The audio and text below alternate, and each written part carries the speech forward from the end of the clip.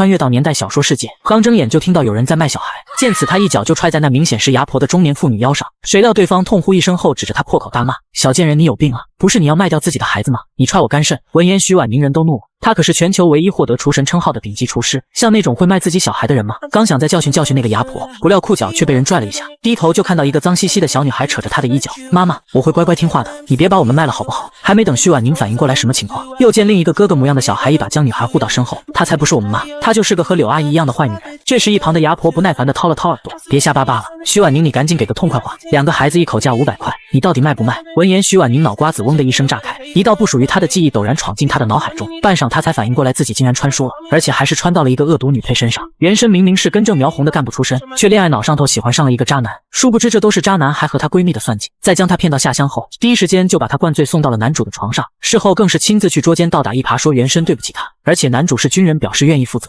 但原身却恋爱脑到认为是自己对不起顾俊，不仅婚后男主给她的所有家用全部给了顾俊，这次还打算卖掉自己的2个孩子给他筹钱经商，想什么呢？赶紧的，你到底卖不卖？中年女人伸手在他眼前晃了晃，一双三角眼贪婪地盯着小男孩，不卖，买卖人口，你也不怕天打雷劈？徐婉宁把看书时想骂的话骂了个痛快，拉着2个孩子就走。那女人见他真要走，立马改口，不就是想加价吗？我多给你50号吧。小丫头片子不值钱，顶多给人家当童养媳，你可别不识好歹。闻言徐婉宁指着女人的鼻子破口大骂，你是听不懂人话吗？再让我卖孩子我就去村委举报你。说完他低头看着手边的小丫头，眼神复杂。按照书中剧情，儿子被卖掉多年后毕业去参军了，而且最终还进了男主所在的部队，父子相认，可女儿却被人嫌弃，最终流落到了乞丐组织，不仅被弄残后上街乞讨给组织赚钱，年纪大点后更是被卖到偏僻山区，被村民用铁链锁住给村里的老汉生孩子，而原身也因为卖亲生儿女的罪名入了牢狱，不到1年就被里面的犯人给折磨致死。想起书中原身死时的凄惨场景，徐婉宁打了一个寒战，好在自己来得及时，不然自己的悲惨命运就彻底改变不了了。我可是顾俊介绍来的，不卖你怎么跟他交代？女人半是威胁半是警告，大江村的人都知道徐婉宁对顾俊言听计从，他就是顾俊的一条狗，徐婉宁都给气笑了。原身是怨种，可不代表他还是。见牙婆还想纠缠，徐婉宁一脚将人踹翻在地，再不走，我把你和顾俊一起举报到村委去。说完，他抱起因为害怕瑟缩成一团的幺妹，和儿子一起朝村东头的瓦房走去。妈，你不卖我们了？幺妹靠在他怀里，一双水灵灵的大眼睛委屈巴巴看着他，不卖了，妈再也不卖你了。以前是妈不好，以后不会了。幺妹和大春相信我好不好？我相信妈妈。说完，幺妹甜甜一笑，吧唧在徐婉宁脸上亲了一口。大春没言语，小大人似的打量着徐婉宁，总觉得她今天和往常不一样，但这个女人向来会骗人，今早就是骗他们后山有甜果子，大春和幺妹才会跟她出来。回到家后，林母赶紧给孙子孙女一番检查，看到没有伤残痕迹后才缓缓松了口气，随后连忙询问他们刚才去哪了。闻言，大春直接把徐婉宁要卖了他们的事说了出来。作孽啊！林母叹了口气，发泄似的捶打着自己那不听使唤的头，差一点，只差一点他就见不到他的大金孙了。看着原主母亲崩溃发泄，徐婉宁躲在一边没敢言语。过了好一会儿，林母认命似的从裤腰里掏出3块钱递给徐婉宁，妈，只有这一点棺材本了，你拿去花，只要不卖大春跟幺妹就行，我这腿过2天就能下地挣公分，不会饿着你们娘仨。徐婉宁在一旁诺诺听着，心里直呼一个好家伙，别人家都是老婆婆搓磨儿媳妇，到了原身这里整个大反转，原身到底做了什么把老婆婆吓成这样？不行，她必须改变自己在男主母亲眼里的印象。连忙把硬塞到手里的3块钱又还了回去。妈，我想明白了，我要一心一意跟着林安过日子，守着2个孩子孝顺您。徐婉宁嘴里像抹了蜜，哄得林母一愣一愣的。说完，她竟然转身去厨房生火做饭。要抓住一个人的心，先抓住他的胃。前世作为顶级厨师的他绝对的自信满满，可在打开粮食口袋那一刻，顿时给他泼了一盆冷水。只见里面只有一小把苞米面，除此外全是高粱和杂豆。合着原身宁愿自己跟孩子吃糠咽菜，也要给渣男贱女2口子上供。难怪2个孩子，一个4岁一个5岁，看着却跟人家2、3岁的一样。总之这些营养能跟得上去才怪。巧妇难为无米之炊，徐婉宁正犯难时，莫名想到自己前世一手建立的生鲜百货，刹那间他眼前白光一闪，再次看清时发现自己已经来到了他创办的安心生鲜内。看着摆放的整整齐齐的全球顶级食材，他这才反应过来，自己创办的百货超市竟然也跟着穿越过来了。有了这个金手指在，别说是养活2个仔仔和一个老娘，就算再来一群人他也养得起。随后徐婉宁来来回回试了几次，发现不管他从空间拿到什么，再回去的时候原味又会补充上同样的东西。考虑到这个年代的物资条件，徐婉宁拿了一只走地鸡和配菜调料，打算做个黄焖鸡给孩子们补补身体。堂屋内祖孙3人依偎在一起，突然闻到一股浓郁的香气从厨房飘来，幺妹嗅了嗅鼻子，好香啊，肯定是妈在给咱做好吃的。别傻了，她肯定是做给那个顾俊的。大春撇了撇嘴，一句话瞬间打灭幺妹的幻想，可嘴馋的她还是跑到了厨房门口，想着吃不着闻闻味儿也好啊，却不料刚探出个小脑袋就被徐婉宁给发现了。宝贝，来帮妈尝尝味儿，还用再加点盐不？被发现的幺妹猛然吓了一跳，迈出的一只脚瞬间缩了回去。徐婉宁见她既害怕又想来，于是直接从锅里加了块肉，摇晃着吸引她。幺妹咕噜咽了口唾沫，很快便经不住诱惑走了进去，仰头乖巧地看着徐婉宁。见此，徐婉宁连忙把亮凉的鸡肉喂进幺妹嘴里，幺妹小口小口嚼着，半天才舍得咽下去。她从没吃过这么好吃的肉。徐婉宁弯腰捏了捏幺妹的脸，好吃吗？幺妹连连点头，大眼睛叽里咕噜望着锅里的肉。妈，这就贴饼子，等饼子熟了，让幺妹吃个痛快。幺妹乖巧地坐到灶火旁给徐婉宁烧火。徐婉宁手脚麻利地在锅边贴上玉米饼子，饼子的清甜伴着鸡肉的香气飘到院子里。左邻右舍都在嘀咕谁家炖肉的这么香。有路过的知青还揶揄顾俊，说他又有口福了。听到此话的顾俊神色交金，眉眼间带着几分轻蔑与不满。蠢女人说好了卖孩子给他凑钱，却临场又变卦，现在估计是怕他生气，于是做了肉菜来讨好自己。想到这里，他神色一变，菜可以收下，但好脸色一定不会给。回到知青点后，顾俊没去打饭，眼巴巴地坐在餐桌前等着徐婉宁送来。殊不知他早把鸡块端上了自家饭桌。徐婉宁对自己的手艺向来自信，得意地看着桌上3人，好半天过去却发现没一人动筷。妈，我真的可以吃吗？幺妹戳着手指歪头问他，目光里的小心翼翼看得徐婉宁一阵心疼。她心疼地抚了抚幺妹的饭，夹了一块酱汁浓郁的鸡腿放她碗里，以后妈天天给你做好吃的。幺妹甜甜一笑，拿了筷子正要吃，却被大春拦住。傻子，他给你就吃，也不怕里头放东西。大春警惕地看着徐婉宁，他和幺妹刚才大哭大闹，结果没卖出去，兴许他就是想把他们迷昏了再卖。见此，徐婉宁欲哭无泪，都怪原身坏事做尽，信用度已经为0。紧接着他便自己先夹了一块肉放进自己嘴里，胡乱咀嚼了几下后便一口吞下。妈，大春，我知道我以前做的不好让你们伤心了，请你们再给我一次机会，看我以后的表现可以吗？说完他便将另一只鸡腿夹给大春，另外又扒了一块炖得软烂的鸡胸肉给林母。林母老人家还是得注意点，不能吃鸡皮，对身体不好。听到你刚刚说的话，林母和大春都愣住了。这时幺妹见大春走神，趁机拿起筷子啊呜一口咬下半个鸡腿，好好吃。奶奶，哥哥，你们也快吃，我从来没有吃过这么好吃的肉。幺妹一口鸡肉一口饼子，一双水眸亮晶晶的无比满足。缓过神来的林母眼中闪过一丝晶莹，宁啊，你想明白就好，你给老林家生了一对儿女，无论如何妈都不会亏着你的。说完他夹了一块酱红色的鸡肉放入口中，几乎刚入口就化了。他长这么大岁数还从来没有吃过这么好吃的东西，没想到他儿媳妇竟然这么会做菜，就连玉米饼子都做得比旁人好吃。一顿饭吃完，两个小的吃得肚子滚圆，林母蜡黄的脸上也难得有了点血色。徐婉宁一边收拾碗筷一边回忆书里情节，男主肯定是属于女主的，她是女配，男主跟她离婚是早晚的事，男人他不稀罕，但这2个孩子必须是他的。按照后面的剧情，男主会在部队一路飙升，到时孩子肯定不会判给他。好在现在是1977年，春节后会宣布恢复高考，这时候的大学生可比他那个时代的博士生还宝贵，这也是他唯一能争取到孩子的希望了。想到这，他说干就干。在收拾完碗筷后，他盛了一碗肉，又拿了几个饼子放进篮子里，带着菜就朝知青点走去。里屋的大春将他的一举一动看在眼里，嘴撅得能挂起油瓶。来，你看，他又去找那个野男人了。不许这么说你妈。林母看着儿媳远去的背影叹了口气，她再不好也是你妈，别人能说她，你不能。他还以为儿媳妇真心改过，收心过日子了。爱第4章，唯女子与小人难养。徐婉宁拎着装了鸡块、饼子的竹篮，走到哪儿都是众人眼里的焦点。这年头吃糙米野菜，能填饱肚子就不错了。大家都没什么油水，闻着肉香味儿，难免多看2眼。知青点，顾俊一早等在外头，离得老远就闻到香味儿，肚里馋虫直叫，唾沫咽了好几口，面上却做出一副焦惊样，准备收下菜后再把徐婉宁痛骂一顿。他不卖孩子，他拿什么做生意本金？丧门星就会拖后腿。按着原主记忆，徐婉宁静静打量着顾俊，身材单薄，眼底泛青，一看就是纵欲过度，油头粉面的小白脸，倒贴钱他都不要。见徐婉宁瞧他，顾俊靠在石磨上，目光忧郁地看着远方，摆出一副诗人模样。往常原主最吃他这一套，可惜现在换人了。徐婉宁只觉得他油腻恶心，但凡多看一眼，他都怕自己吐了。谁知往日对原身爱搭不理的顾俊竟然追上来了。徐婉宁，你看不见我在这儿吗？还往哪儿走？他等了老半天，肚子早就饿得咕咕直叫。该死的女人，不知道早点过来。看见了，好大一坨。徐婉宁提着篮子继续往前走，顾俊挡在他跟前，伸手，行了，给我吧，卖孩子的事你抓紧，不然我就再也不理你了。啧啧，听听这小算盘打的，他在21世纪都听到了。多大脸的，要不是手里提着东西，他非得给他个大笔兜。不理就不理呗，好像我稀罕让你理一样。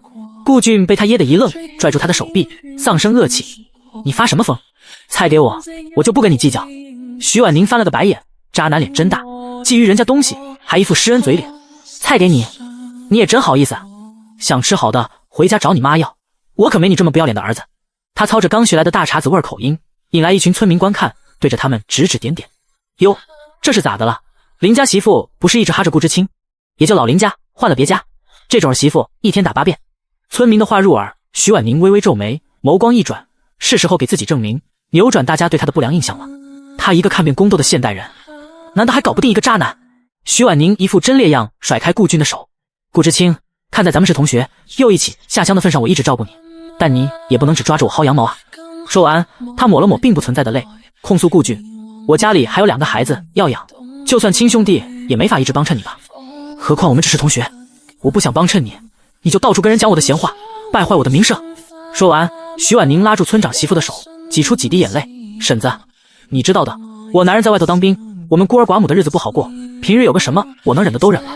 说到这里，他一顿，眼含悲愤地瞪着顾俊，可他也不能太欺负人啊，要吃要喝也就算了，他竟然找了牙婆要把我2个孩子卖了换钱。什么？村长媳妇惊得倒吸一口凉气，买卖人口可是重罪，要枪毙的，连带着他们一个村子都得吃挂了。徐知青，你可要为你自己说的话负责。徐婉宁眼里带泪将落不落，指着顾俊，他说后山有甜果子，引我把2个孩子带过去，牙婆就在那儿等着，说是卖了孩子就把钱给他，我不肯，还被牙婆搡了一个跟头。说着，徐婉宁掀起头发，白皙的额头上一个青紫色的鼓包格外骇人。哎呦，这村长媳妇指了指顾俊，气得一时间不知道该说什么好。孩子是当妈的命根，顾俊这可太缺德了。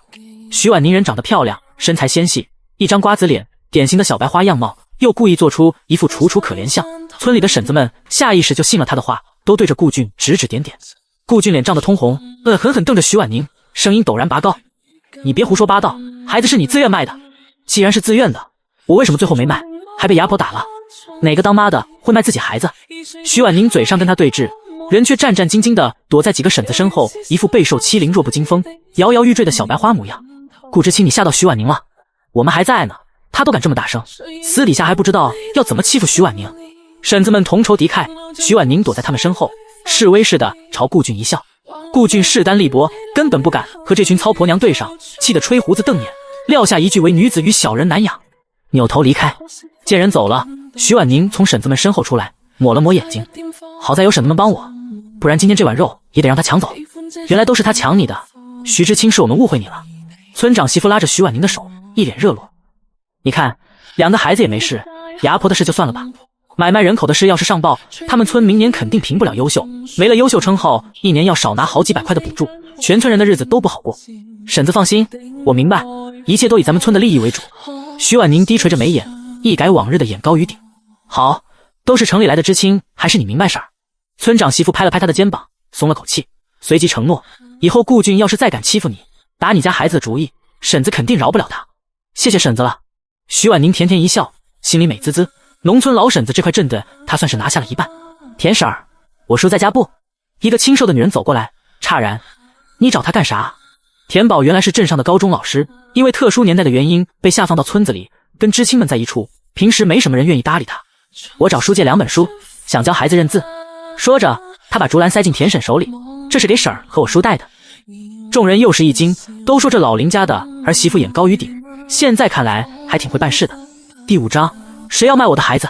徐婉宁带高中课本回家，心里估算着晚上吃什么。进门后才发现2个孩子情绪不对。大春冷着脸不看他，幺妹怯怯的仿佛随时能哭出来。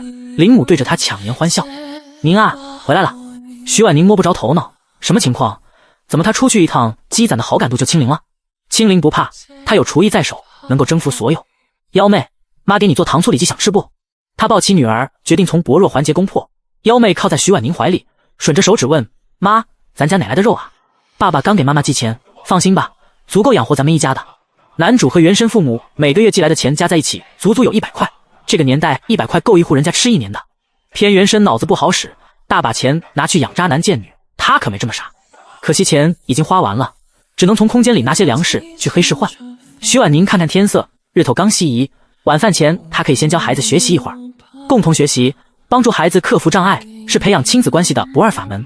他借书时用孩子当幌子，没透露高考的事儿，怎么也得做做样子。大春、幺妹，你们已经4岁了，不小了话还没说完就被幺妹接过去。我知道，幺妹能帮妈妈干活了，烧火、扫地、拾柴火。停！徐婉宁扶额无语，原身到底是怎么奴役2个刚刚4岁的小朋友来着？妈妈是想说，你们该学习了，人只有学习才能进步，才能过上好的生活。他学着高中班主任的样子，语重心长教育2个孩子，随后把书摊开放在炕桌上。家里没有纸笔，等明天妈妈买了再教你们写字。徐婉宁做好教学准备，见2个孩子愣着不过来，以为他们厌学，沉下脸过来，这书可是妈妈用鸡肉饼子跟人家借的，你们要好好珍惜，好好学习。鸡娃从1977年开始，等娃长大了，肯定没人能卷得过他们。妈，你拿这个换书，不是给那个顾叔叔去了？幺妹眼睛亮晶晶地看着他，顿了一下，还是按着原声叫的叫了那个讨厌的男人一声叔叔。给他干啥？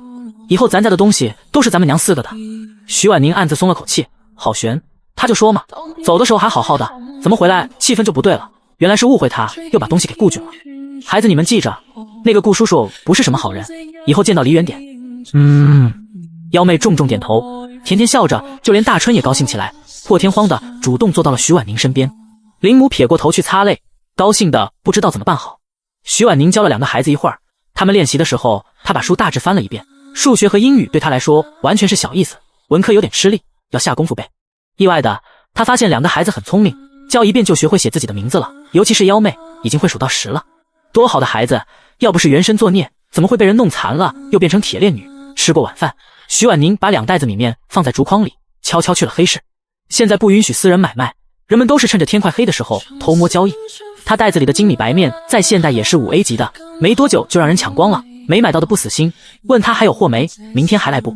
徐婉宁一律摇头，他空间里物资充足，就是想换点钱花花，支撑到下个月。从黑市出来，手里捏着2张大团结，转身进了赤脚医生家。陈大夫一见他就扭过脸去，不耐烦，说了多少回了，我这儿没有让人睡觉的药，你不怕你家男人，我还怕他回头找我算账呢。背锅加一，叔，我来是想给我婆婆买治腿的膏药。林母的腿是风湿病，一犯起来又疼又麻，走不了路，拖的时间长了很有可能会瘫痪，再也走不了路。陈大夫惯性感人，反应一会儿后愣住了。庄稼人辛苦一辈子，年纪大了腰腿多少有点毛病，忍忍就过去了，一贴膏药要2块钱，基本没人买。徐婉宁爽快给钱，陈大夫手里拿着钱，看着他的背影啧啧称奇。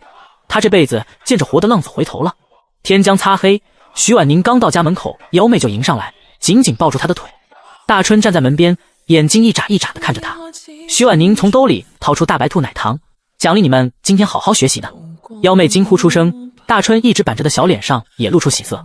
这年头奶糖是金贵东西，他们只见过没吃过，乍然得了一把，高高兴兴地坐在门边数着个数，舍不得吃。哄好了孩子，接着就是林母。妈，这是我给你买的膏药，贴上对腿有好处。林母受宠若惊，手足无措的不知道该怎么办好。花这个钱干啥？挺贵的。村里最孝顺的儿媳都舍不得花2块钱给老婆婆买药，没想到她竟然有这份福气，看来老林家真要苦尽甘来了。徐婉宁用煤油灯烤热膏药，贴在林母腿上，一股热流顺着膏药处蔓延，不一会儿整条腿都热乎乎的。妈，我看你衣服都旧了，孩子们过年也得有新衣服，买了点布，我手笨，你给他们做几件衣裳。林母看着上好的纯棉布和新棉花，连声点头，喜得不知道该说什么好，当即就用手量起了尺寸。这料子鲜亮，妈给你也做一身厚实暖和的。林母说到一半停住，脸上讪讪地看着徐婉宁，她望儿媳妇是城里人，看不上他们农村手艺，喜欢去镇上的裁缝店买衣服。那太好了，棉衣还是自家做的实惠，也给孩子他爹做一件。徐婉宁话音刚落，门咚的一声从外头打开，一个穿着军大衣的俊挺男人带着满身寒气进来，目光凌厉骇人。谁要卖我的孩子？第6章，匿名信突如其来的声音吓了徐婉宁一跳，正在给林母贴膏药的手下一时用力，正好抓在了林母的旧伤处，痛得林母倒吸一口凉气。妈，对不起，我抓痛您了。徐婉宁将放在男人身上的视线挪开，急忙查看林母的伤处。不碍事儿，不碍事儿。林母一双浑浊的眼睛定格在林安身上，眼眶里氤氲出了一圈浅浅的泪水。儿，你总算回来了。林安带着满腔怒火归家，因此并未注意到之前婆媳2人间和谐的气氛，此时在听老母亲这话，潜意识里便认为徐婉宁又作恶了。恰逢徐婉宁抬头打量，正好撞上了一双充满厌恶的双眸。他在心里重重地叹了口气，将未用完的膏药妥善地放在一个已经生锈的铁盒子里，徐徐起身，灶头还有饭菜，我去热一热，你和妈说会儿话吧。说罢，他施施然地离开，将空间留给了母子2人。厨房里，徐婉宁一边烧火，一边回忆书中的剧情。林安的归家并非偶然，而是有人写了一封信给他，信中隐晦地表明徐婉宁动了要卖孩子的念头。好在军区距离大江村不算远，1天1夜就足以赶回来。原书中，林安到底没能来得及救回自己的儿女。看书时，徐婉宁并未考究这些细节，但融入这具身体后，再细细回想，总觉得处处都透露着不寻常的气息。而报信的人是谁，徐婉宁心里已然有了计较。屋子里，林母抓住林安粗糙的双手：“儿，你上封家书不是说要进年关才回家吗？还有卖孩子的事儿，你可别听村里那些婆娘乱传，那都是假的。”林安用舌尖顶了顶上颚，到底没说自己收到信的事儿。透过半掩着的门，林安早已看到了正趴在桌上的2道小小的身影，赫然是他的儿女。难道是他领悟错了那封匿名信的意思？我替组织完成了一项任务，领导体谅我，许久未归家，便给了我几天假期。林安解释了一番。这个时候，完成了徐婉宁布置的作业的2只小团子一前一后的跑了进来。幺妹直接扑进了林安怀里，扬起脑袋，用水汪汪的大眼睛望着已经几月未见的父亲，眼底满是如沐之色。大春慢了一步，便站在距离林安几步远的地方，羡慕地看着依偎在父亲怀里的妹妹，小嘴巴绷成了一条直线。林安见状，朝着大春招了招手，待大春走近后，便将她抱起，放在自己腿上。明明已经4岁多的孩子，却轻得可怕。林安心底叹息一声，强压住对徐婉宁的不满，尽量让自己的语气柔和。你们刚才在屋子里做什么？写字。幺妹的声音爽朗，妈从田爷爷那儿借来了课本，每天都会教我们念书写字。大春也在一旁点头附和。林安总觉得哪里怪怪的，还不等他深思，徐婉宁便端着一个豁口的碗进来了。不知道你今天回来，家里只有这些了，将就吃吧。昏暗的光线下，林安见碗里装着满满的面条，上面还握了2个颜色喜人的荷包蛋，还有葱花做点缀，即便只是看看，便令人食指大动。多谢，礼貌且疏离。徐婉宁也没在意，问大春幺妹，今天布置的功课完成了吗？幺妹忙不迭的点头，我拿给妈检查。等幺妹拿着2本崭新的本子出来时，林安已经夹着一个荷包蛋递到了她嘴边。幺妹乖，爸吃不完这些，你帮爸吃一点。虽然只有4岁，但聪慧的幺妹知道这不过是爸爸的托词。她捂着嘴倒退一小步，用手揉揉自己圆鼓鼓的小肚子，笑得天真。爸，我今天吃了土豆烧鸡，吃不下鸡蛋了。爸，妈每天都会煮鸡蛋给我和妹妹还有奶奶吃。听着大春的话，方才那股奇怪的感觉再次席卷而来。林安不禁看向徐婉宁，却见对方的注意力一直放在2个小本子上，他这才低头吃面。即便耽搁了一会儿，但面却没坨，吃到嘴里十分劲道。吃第一口，林安还不以为意，等多吃几口后，他不禁加快了进食的速度。明明只是普通的阳春面，但味道好到让人意犹未尽。到最后，他竟然连汤汁都喝得一滴不剩。徐婉宁看着空空如也的碗，对军人的胃口有了更直观的了解。要不我再去煮一碗？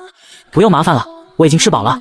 林母看着2人相敬如宾却分外疏离的模样，不禁催促道，这天也不早了，儿赶了那么久的路，肯定累坏了，不如早点歇息吧。卧室里，林安坐在唯一一把椅子上，目光定定地看着正局促不安地搅动着100的徐婉宁。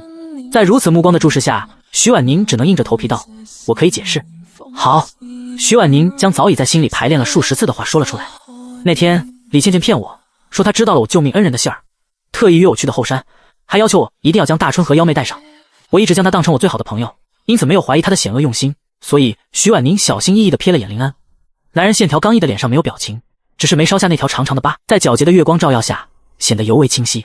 大春和幺妹是我10月怀胎生下来的，生幺妹时我还差一点大出血死了，他们俩是我用命换来的，我怎么可能舍得卖掉我的命根子？在抬头时，他早已泪流满面，看着林安的眼神也多了些控诉。我承认，我在某些事情上确实有些过分，但你是我的丈夫，更是孩子的父亲，不该这么怀疑我。那姿态好似真正做错事的人是林安一般。林安心里那股怪异的感觉更甚。以往，即便做错了事，徐婉宁也只会倒打一耙，用强势和暴躁来解决事情，何曾这般低姿态？即便他别有用心，也不知道自己没回来的这几个月，他到底经历了什么，好像变了个人似的。第7章，真是我的好蛋儿。徐婉宁小心翼翼地瞥了眼眉头紧锁的林安，心里盘算着自己这真假参半的托词有没有取得对方的信任。原身有一个救命恩人，这事儿林安是知情的。几年前，13岁的徐婉宁偷摸着和绿茶闺蜜李倩倩去堤坝玩水，不小心坠入河堤，千钧一发之际，有人挺身而出，将她从水里打捞了出来。只是彼时她陷入了昏迷，没能看清恩人的容貌，只能从李倩倩的只言片语中稍微了解。屋子里弥漫着令人心悸的沉闷气息，过了许久，林安才缓缓开口，声音沙哑：平时你想做什么，我不会约束你，但大春和幺妹是我的底线。明明是很平静的语气，却充满了威胁的意味。徐婉宁知道这事儿便是翻篇了，她忙不迭点头，大春和幺妹是我拿命生下来的孩子，我怎么也不会亏了他们。话音落，她想起比同龄的孩子矮了一大截的梁小芝，忍不住在心里埋怨着原主。林安瞥了他一眼，倒是没有拆穿。男人缓缓起身，近乎1.8米的身高，在本就狭窄的房间里显得格外庞大。徐婉宁瞅着只有1.2米宽的床榻，默默地往里坐了一些。而此时，他的心里也打着鼓，林安该不会和他这样那样吧？虽然2人已经生了2个孩子，虽然他用着原身的身体，但他的灵魂依旧是黄花大闺女。想到接下来即将发生的画面，徐婉宁的双颊霎时变得通红一片，心里隐约有些排斥，就连身体都僵硬了几分。却不料林安并没有躺在床上的打算，他将2张凳子并在一起，又去柜子里抱了一床黑黢黢的褥子铺在上面，合衣而眠。颀长的身体躺在凳子临时拼凑的床上，看起来格格不入，两条修长的腿甚至无处安放，只能耷拉在半空中。徐婉宁心里松了口气的同时，又有些良心不安。她做了许久的心理建设，好不容易说服自己，正准备开口劝林安躺在床上，却见男人已经闭上了双眸，甚至将脑袋转向了另一边。没能说出口的话，瞬间变成了郁结的气堵在胸口。徐婉宁气呼呼地拉着被子躺下，索性背对着林安，一夜好眠。翌日清晨，院里的公鸡将将打鸣，徐婉宁便悠悠转醒。屋子里已经寻不见林安的身影，就连他昨夜躺过的凳子也已经恢复原位。徐婉宁简单的洗漱了一下，就出了门。寒冬时节，门打开的瞬间，凛冽的寒风就往人脸上招呼。大春正在院子里剁猪草，幺妹则忙着喂鸡鸭，而规律的劈柴声隐藏在幺妹奶声奶气的说话声中。妈，您起床了，我已经喂好鸡鸭了，刚才还捡了2个鸡蛋呢。小小的身躯，头颅微微扬起，俨然一副等待着表扬的姿态。徐婉宁不顾幺妹控诉的眼神，抬手在她扎着2个小揪揪的脑袋上撸了一把，这才道：不是跟你们说了吗？以后这些活儿我来做，你和哥哥只要完成我布置给你们的功课就好。大春将豁口生锈的工具放下，干瘦的脸上带着浅浅的笑，反正我们也做习惯了，一点都不觉得累，这样妈您也能轻松一些。真是妈的好大儿。徐婉宁不厚此薄彼，也在大春的脑袋上蹂躏了一番，心里却盘算着得做些什么给俩孩子补一补。瞧这头发就跟枯草似的，摸着一点手感都没有。等着，妈去给你们俩做早饭。想到即将送入嘴里的美味佳肴，幺妹舔了舔嘴唇，目光灼灼地望着已经燃起炊烟的厨房，问身旁的大春：哥，你说妈今天会做什么好吃的？待会儿你就知道了。大春丢下这句话，转而跑向林安，撸起袖子，露出了甚至还没有树干粗的2只胳膊。爸，我来帮你垒柴。林安挡住大春犹如鸡爪一般的小手，柔声道：备课文去，这些活爸一个人就能做完。虽然不知道徐婉宁出于什么目的才让大春和幺妹识字，但见识过大世界的林安知道多识字对2个孩子有利无弊，因此他十分支持。厨房里，徐婉宁望着快要见底的面缸，小心翼翼地从空间里过渡了一些出来，不多，但足够他们一家5口吃一顿饱饭。不大会儿功夫，香喷喷的打卤面出锅了，香味透过老旧的木窗传入院子。幺妹狠狠吸了吸鼻子，喜笑颜开：好香啊，光是这个味道就闻饱了。徐婉宁端着碗出来，正巧听到幺妹这话，她再次伸出魔爪，揉了揉幺妹的脑袋：放心，我做的多，你不光能闻饱，还能吃饱呢。将2大3小5碗面整齐地摆放在堂屋的饭桌上，徐婉宁这才发现一早上都没有看见林母的身影。她无视了正朝屋里走来的林安，问正在摆筷子的大春：奶奶呢？大春摇头：我早上起来就没有看见奶奶。闻言，徐婉宁转身去了林母的房间，她抬手敲门，但屋里并无回应。大春、幺妹，你们先吃着饭，我去找奶奶。出了院子，往东走了约莫1里地，徐婉宁就听到了林母激昂的声音：我再重复一次，我们阿宁可没有卖孩子，闭上你造谣的嘴，再让我听到你说这种话，小心我撕烂你的嘴。林母这些年独自一人拉扯大1双儿女，气势本来就不弱，此时又正好在怒头上，因此骂得对面那妇女节节败退。只是林母教养好，即便再生气也没有脏话连篇，这一点徐婉宁很是满意。她3步并作2步，迅速走到林母身边，不动声色地将林母挡在身后，打量着一脸不甘的妇女：张婶儿，你有什么话可以当着我的面说，可不能趁我不在的时候欺负我妈。尽管脸上带着笑，但徐婉宁这话却气势十足。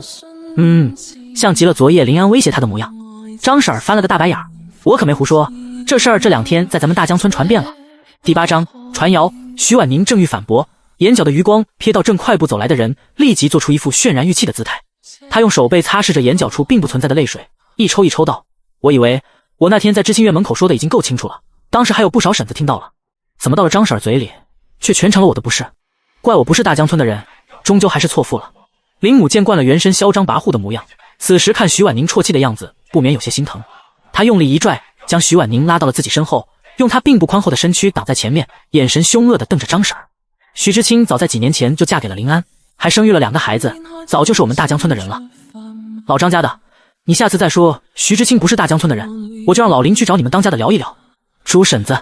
徐婉宁从林母身后探出个脑袋，和村长媳妇打招呼。村长媳妇朝他点点头，这才对张婶儿和他身边的几个婆娘道：卖孩子的事情，我可以替徐知青解释，这件事有误会。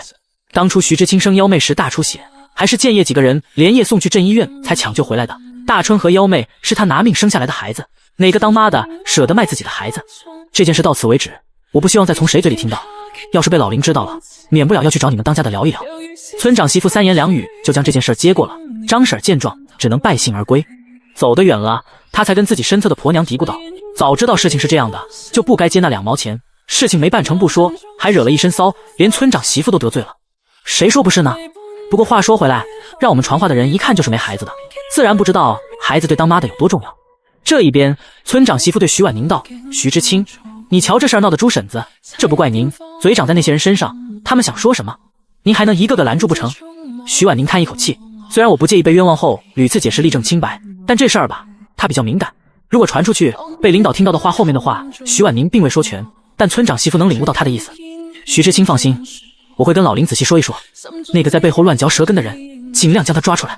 徐婉宁这才松了口气。在书里，这一幕被一笔带过，正是因为有一只手在背后推波助澜，才加速了原身惨剧的发生。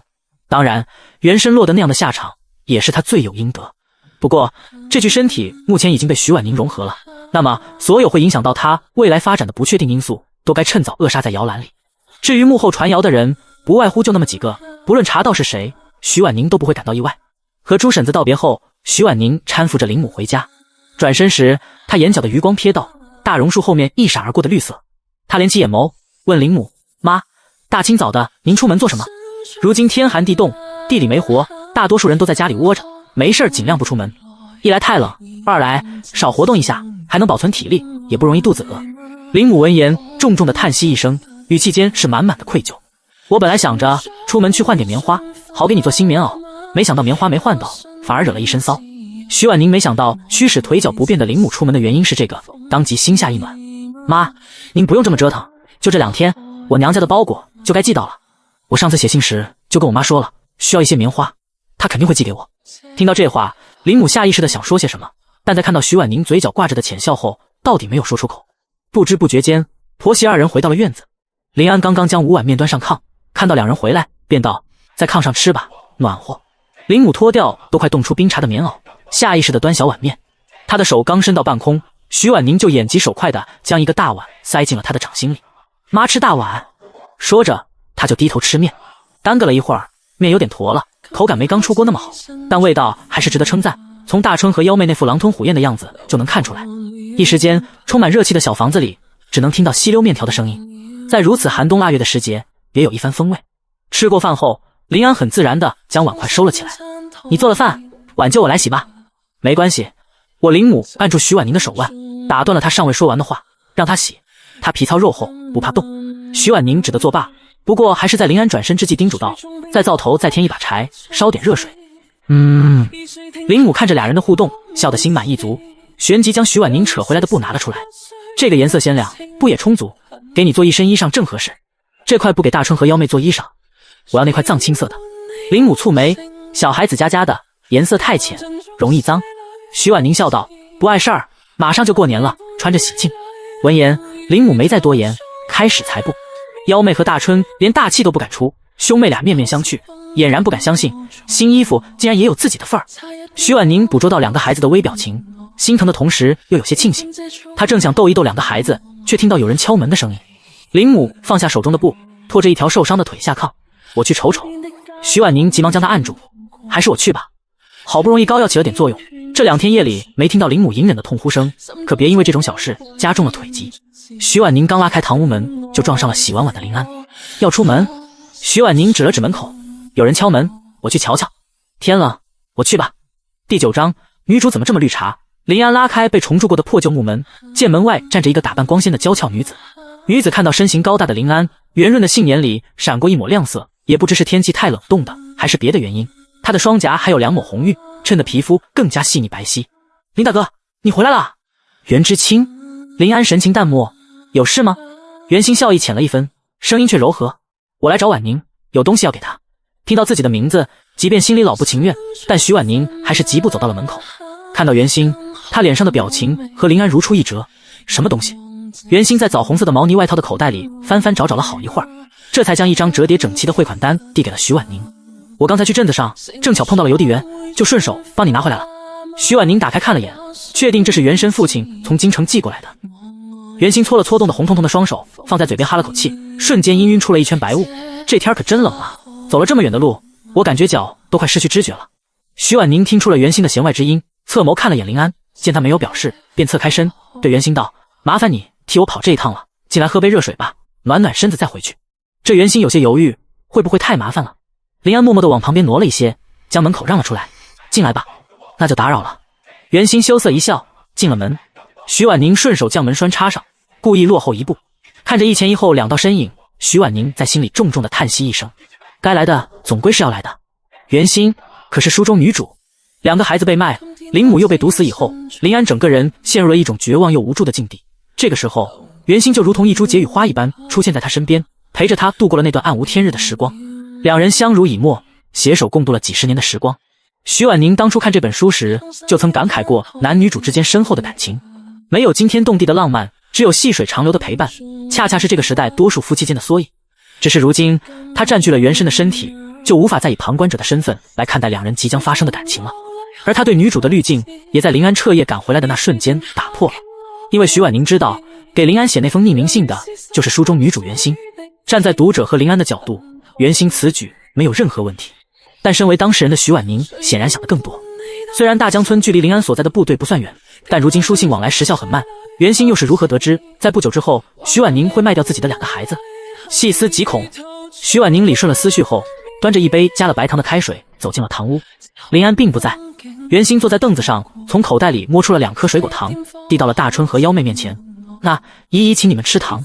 大春幺妹同时摇头，异口同声道：谢谢姨姨，我们不能要您给的糖。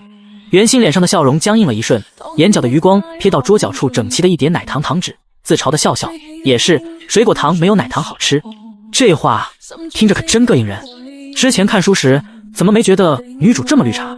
徐婉宁将糖水放到袁心面前，浅笑道：我教过孩子们不能无缘无故接受别人的馈赠，他们比较听我的话，再加上年纪小，不知道变通，你别介意啊。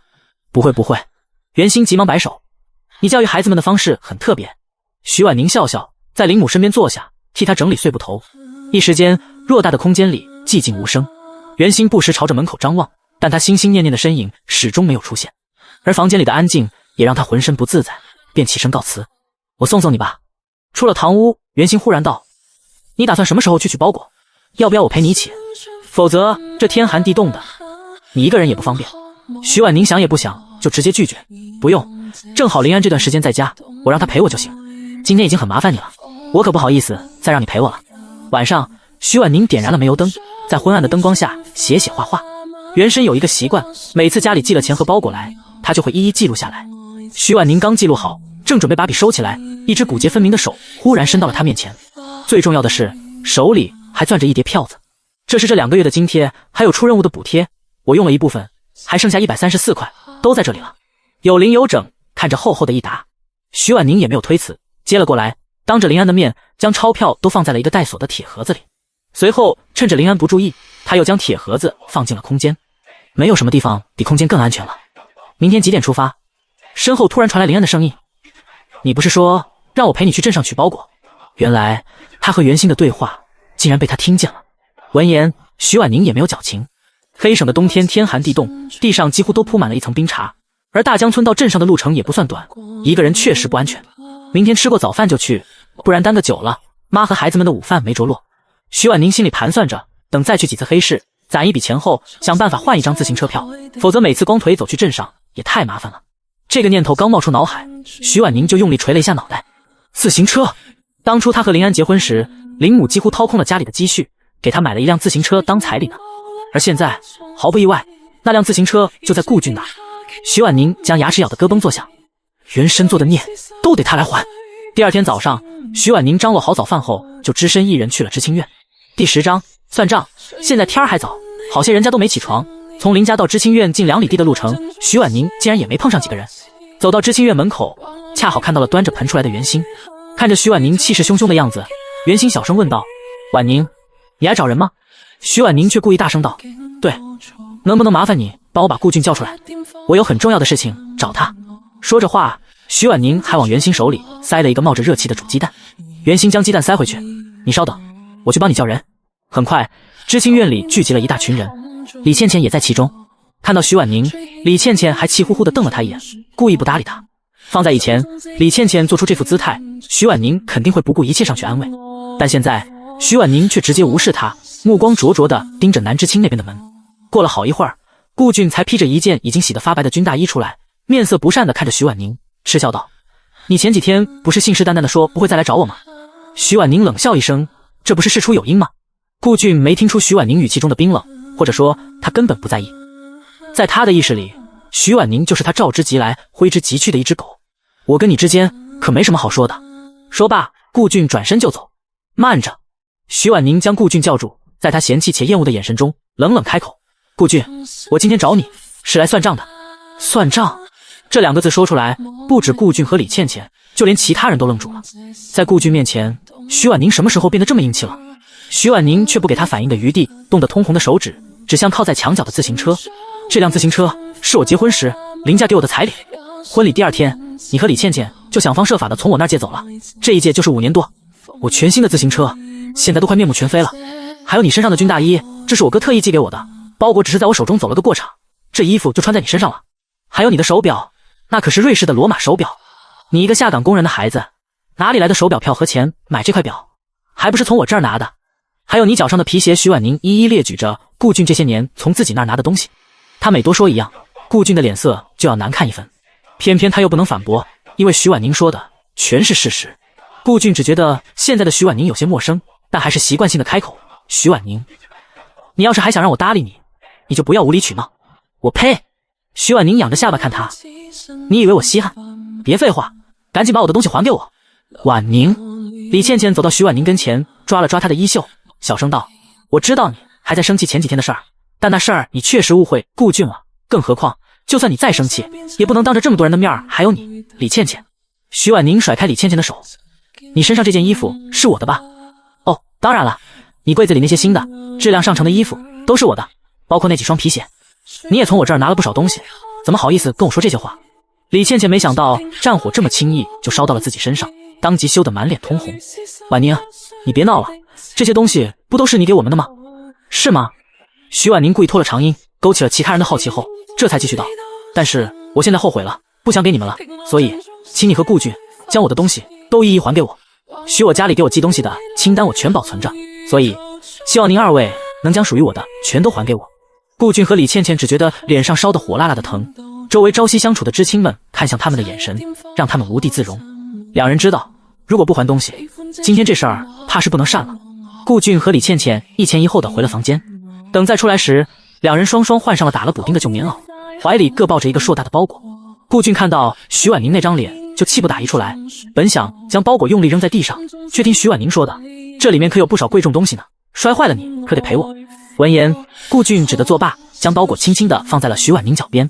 李倩倩也是一样，徐婉宁才不在乎周围其他人的眼神，她蹲下身将2个包裹拆开，一一查看着里面的东西。今天出门前，她特意翻了原主的记录本，原主给渣男贱女的东西早已记在了她脑海里。虽然这些东西都被你们用久了，但好歹全都还回来了。那么接下来我们再算一算，你们俩从我这儿借走的钱。李倩倩，我记得你有一个账本，每次你和顾俊从我这儿借走钱，你都会将数额记录下来，你不介意把那个账本拿出来吧？婉宁，当然了，我这儿也有记录，我就是怕我把账本拿给你们看，你们俩不认账，不过再加上你的，就万无一失了。婉宁、李倩倩都快哭出来了。这几年她和顾俊没少从徐婉宁那儿拿钱，难道都要还回去？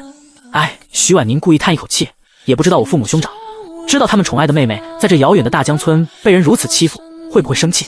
和徐婉宁自幼相识的李倩倩当然知道她在家中有多受宠，生怕徐婉宁真的告状，忙道：“我这就去拿账本。”很快，徐婉宁对比着2个账本，总结出了数额，一共是2326块8毛钱。你们俩打算怎么还钱？周围响起了一阵吸气声。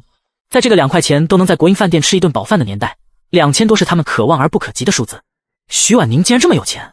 不对，顾俊和李倩倩怎么敢这么厚颜无耻？第11章借条，我写。知青院的动静实在闹得太大，好多在家里猫冬的村民耐不住好奇，出来看热闹。果然，让他们看到了一出好戏。饶是顾俊脸皮再厚，现在也有些撑不下去了。他和徐婉宁不同，家里没有后台，也没有人脉能让他回城。要想在这大江村的日子好过些，就不能惹得村民们厌恶。但现在，徐婉宁却将他架在了火架上。事到如今，顾俊依旧不认为徐婉宁对他移情别恋，只觉得这是他吸引自己注意的另一种手段。徐婉宁，你别闹了，你觉得这样有意思吗？还钱，大不了以后我跟你说话尽量温柔，不再对你的付出视而不见。还钱，徐婉宁，你不要得寸进尺。还钱，不论顾俊说什么，徐婉宁的回复都只有2个字：还钱。好，我还。顾俊咬牙切齿，但是我现在没有这么多钱，你有多少还多少。果然，这个女人就是在用这种方式吸引他的注意，否则怎么突然这么好说话？顾俊和李倩倩走到角落，商量了一番后，2人凑了500块钱。我和倩倩现在只有这500块了，全都给你。说这话时，顾俊的心都在滴血，他都已经准备在黑市大展身手了，没想到徐婉宁非但没有卖掉那2个孩子凑钱给他，更将他拿来压箱底的积蓄都给搜刮走了，可恶至极！徐婉宁无视顾俊狰狞的面容，从他手中接过钱，来回数了3遍。你数错了，这里只有420块钱。天冷，手指有点僵。徐婉宁翻了个白眼，没在意他的小心思，将钱装进了口袋里。就在顾俊以为这件事总算要落下帷幕时，却见徐婉宁又从口袋里拿出了纸笔，递了过来。做什么？写借条呀？徐婉宁白他一眼。你们俩借了我2000多，现在不过还个零头而已。难道还要我把大头给你抹了？你哪来的脸？比城墙还厚。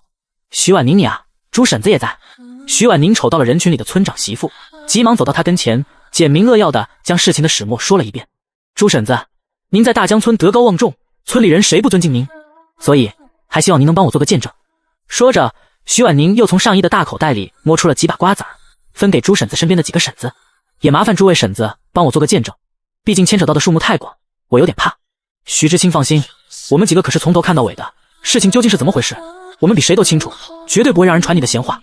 没错，徐知青不用担心。徐婉宁笑意盈盈，又悄悄拿出了一些水果糖，往每个婶子掌心里放了几颗。这大冷天的，辛苦婶子们了，这几颗糖拿回去给家里孩子们舔舔嘴儿。几个婶子心里分外熨帖，瞧这徐知青不愧是城里人，就是会办事儿。徐婉宁挽着朱婶子走进知青院，却见纸面还是一片洁白。顾俊正恶狠狠地瞪着他，李倩倩则是满脸失望的神色。顾知青是不喜欢这张纸，还是这支笔？没事儿，我这里还有呢。说着，徐婉宁又拿了2支笔和一个本子。是大春拿来练字的本子，被他暂时征用了。婉宁，你能不能不闹了？徐婉宁眨巴着眼睛看着对他失望至极的李倩倩。所以，你觉得我要回属于我的钱是在闹吗？2000多啊！我父母兄长不舍得吃，不舍得喝，生怕我下乡受苦，从指缝里挤出来的钱全都寄给我。我男人在部队的津贴也一分不少的给了我。结果呢？我婆婆腿疼地下不了地，我没给她抓药。2个孩子都4、5岁了，连一顿饱饭都没有吃过，瘦骨嶙峋，谁看了不心疼？你们俩想方设法的从我这儿借钱，现在我的日子难过，我要回来，难道有错吗？欠债还钱天经地义，徐知青没错，可不咋地。那大春和幺妹还没我3岁的孙子看着壮实，我一直以为是徐知青亏了俩娃，原来症结在这里。这个时候也别跟我讲姊妹情深那一套，但凡你们真的把我当朋友，就不会眼睁睁的看到我为了你们亏了自己的孩子。多的话我也不说了，还钱吧。可是我们真的拿不出这么多钱啊。徐婉宁拍拍本子，我不是给了你们退路吗？写借条啊。顾俊和李倩倩商量好了，2人一动不动，任凭他人说破了嘴，也不打算写下借条。2000块，这可不是一笔小数字，他们俩挣10年都未必能挣得到。徐婉宁也不惯着他们，转而对村长媳妇道：朱婶子，你也看到了，不是我想把事情闹大，实在是他们俩太过分了，我还等着他们还了钱以后重新给家里起房子呢。朱婶子拍了拍徐婉宁的手背，安抚道：徐知青，这不怪你，依我看不如让公社领导来帮你做主吧。2000块呢，我们家老林也没有这么大的权限啊，也只能这样了。眼见着徐婉宁和朱婶子已经商量什么时候去公社了，顾俊这才慌了，这件事儿一旦闹大，会影响到他的前途。借条我写。顾俊咬牙切齿。好嘞。徐婉宁将纸笔递过去，一定要规范啊，不然要返回去重写的。喏，你也活动活动手腕，写一份吧。徐婉宁变戏法似的又拿出了一个本子，递给了李倩倩。李倩倩瞪大眼睛，我也要写，不然呢？徐婉宁一脸迷茫，难道那2000多是顾俊一个人花的？我写，除了借条书面要规范外，记得还要补充上利息的问题。还有利息？顾俊快要被折腾哭了。徐婉宁却不为所动。再过几年，经济发展起来，钱会变得越来越不值钱。70年代的2000块和80年代的2000块根本不是一个量级的，这不是理所应当的吗？不过利息多少，得让我好好斟酌一下。第12章，拿鸡来换，2年内还完剩下的钱，只用多给我30块钱的利息。5年内没还的部分，每100块多5块钱的利息；10年内每100块多20块的利息。徐婉宁看着面色不愉的2人，你们没意见吧？当然没意见了。李倩倩按住正欲破口大骂的顾俊，冲徐婉宁牵强一笑，婉宁，你放心，我们会尽快还钱。徐婉宁点点下巴，那就把利息写在借条上吧。两人只好照做。收回借条，徐婉宁仔细检查了一遍，这才折叠好，通过上衣口袋的遮掩，将借条放入了空间里。在这么多人见证的情况下，相信你们俩也不会赖账。当然了，你们想赖账也没关系，大不了我拿着借条亲自去你们家讨要。咱们认识这么多年，你们两家的大门朝哪边开，我还是清楚的。徐婉宁，你给我等着！顾俊恶狠狠地瞪了徐婉宁一眼，不痛不痒地威胁了一句，扶开李倩倩的手后，转身进了屋。李倩倩小跑着跟了上去。徐婉宁满不在乎地耸耸肩，看着地上2个大包裹，顿时有了主意。各位大叔婶子，你们也瞧见了，我和顾俊还有李倩倩彻底闹掰了。这些东西他们都用过，留在我身边也太膈应人了。所以我想问问大家，有没有看上的，我跟你们交换。此言一出，无异于惊天巨雷，在围观群众中间炸开了。徐知青，你认真的？这东西这么好，你真舍得不要？不是不要，不过是拿它们跟各位换一些东西。杨嫂子，你有看中的吗？杨嫂子2个月前总算给杨家生下了长孙，如今在杨家的地位高招嘞。听徐婉宁这么问，她也没客气，指着一双黑色的带跟皮鞋，这双鞋你打算怎么换？这双鞋被李倩倩穿久了，1只母鸡外加20个鸡蛋怎么样？如今政策松动，再加上大江村地理位置的特殊性，农家准许养鸡鸭猪这一类家畜，只用在年底按照比例上交一部分就好。而大江村的家家户户，少说家里养着10多只鸡鸭，乍一听要1只鸡和20个鸡蛋有些贵了，但细细想想，却又觉得十分划算。那可是皮鞋，只有城里的姑娘才能买得起的皮鞋。杨嫂子有些犹豫，却不料她婆婆毫不犹豫道：换，我们换。徐知青，我再给你1只鸡加20个鸡蛋，你再给我儿媳妇1件衣裳呗。这不马上过年了，可得让她打扮得体面一点。婶子对杨嫂子可真好，就冲你们这份婆媳情，我答应你，再送婶子1条丝巾。有了杨家婆媳打头阵，更多人加入了进来。知青院里，一个皮肤黝黑、身材壮硕的女知青戳了戳袁心，用不大不小的声音问道：袁心，你之前不是看中了那件鹅黄色的外套吗？你也跟徐婉宁换呗。袁心淡淡的回应道：我没有母鸡和鸡蛋，算了吧。这有啥？好歹大家都是一起下乡的知青，虽然徐婉宁现在不住在知青院了，但也有这份情谊在。你跟她说一声，用别的东西换。袁心有些心动，虽然她也是城里姑娘，且家境不算差，但家里孩子太多了，分到她身上的委实不多。就连她昨天穿的那件枣红色的毛呢外套，还是她攒了好几年的钱才买来的。而那件鹅黄色的外套，比她那一件好了不知道多少倍，穿在她身上一定很好看。但那是徐婉宁的，她如果开了这个口，林大哥会不会误会？徐婉宁自然听到了这话，她并没有装作无视，而是拿着外套走到了2人跟前。袁知青，你如果真的喜欢这件外套，我送你就是了，就当做你昨天替我送东西的酬劳。不行不行，袁心不住摆手，我昨天就是顺带手的事儿，哪能收你这么贵重的东西？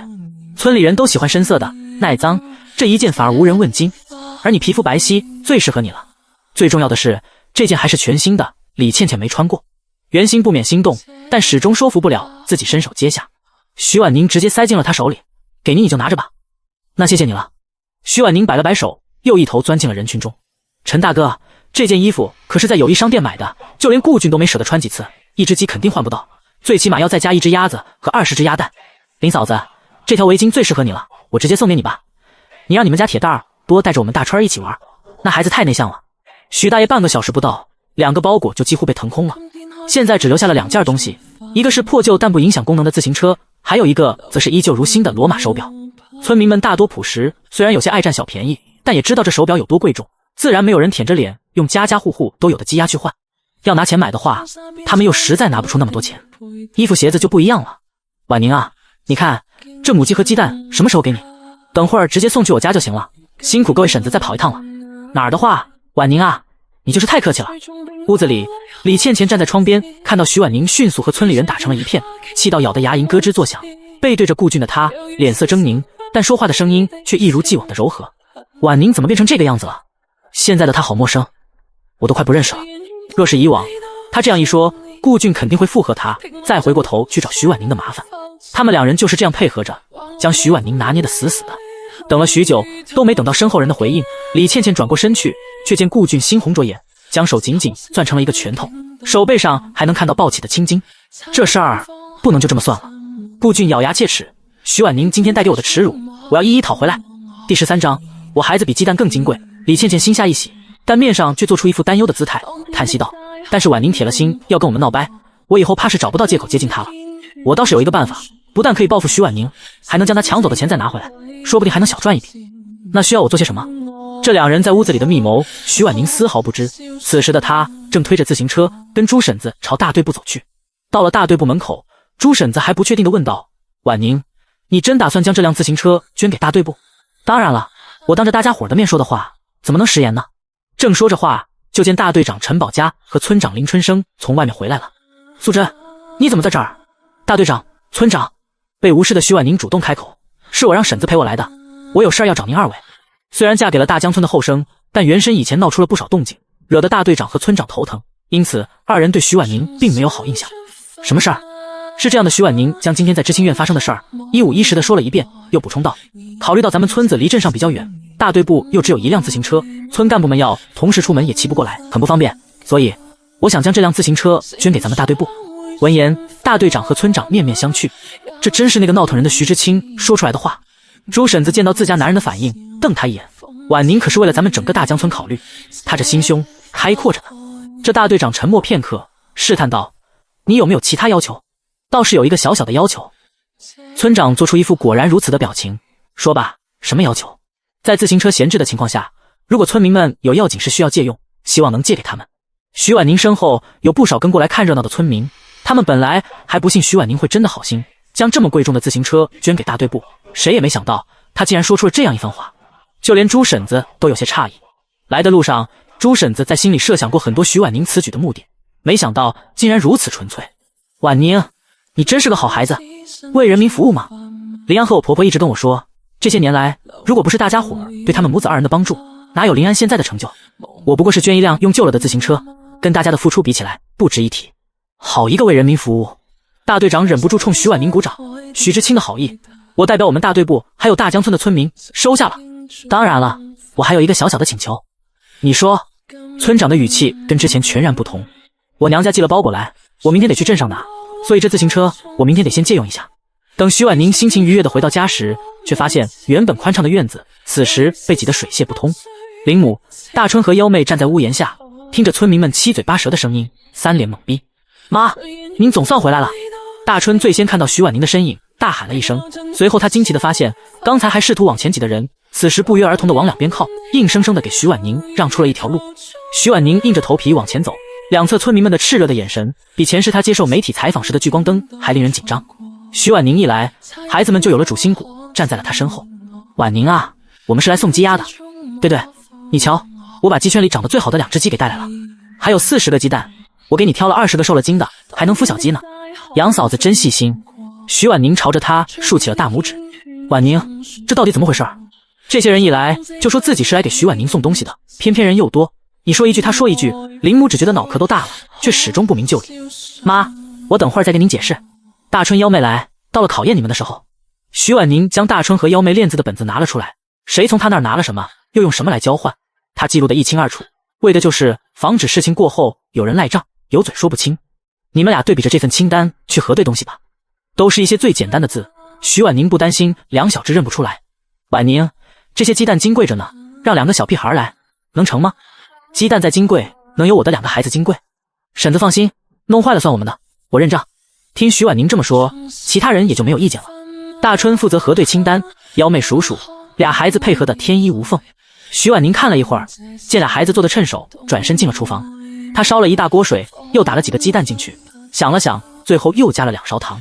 等大春和幺妹将交换的物资核对清楚，徐婉宁也将蛋花汤煮好了。“辛苦婶子们跑这一趟了，家里也没有什么好东西，我煮了一锅蛋花汤，婶子们喝一点吧。就是我家碗少，婶子们得一个个来。还有婉宁，你这也太客气了，我们哪能喝你的蛋花汤呢？这不成，不成。是啊，婉宁，我们把鸡鸭给你放进鸡圈里就走了，你可别忙活了。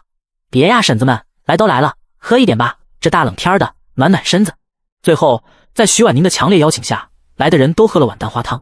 杨婶子对身边的儿媳妇嘀咕道：“这徐知青可真大手笔，还往蛋花汤里加了糖，甜的哟，我都多久没喝过糖水了。”杨嫂子低头看了看还剩下一半的蛋花汤，递给了婆婆：“妈，我月子里都吃腻了，一闻到这味儿就有点想吐，要不您帮我喝了吧，不然等会儿吐了可不就浪费了。”本来还想拒绝的杨婶子一听这话，二话不说端过来一饮而尽。第14章，不能得罪女主这么好的东西可不能浪费了。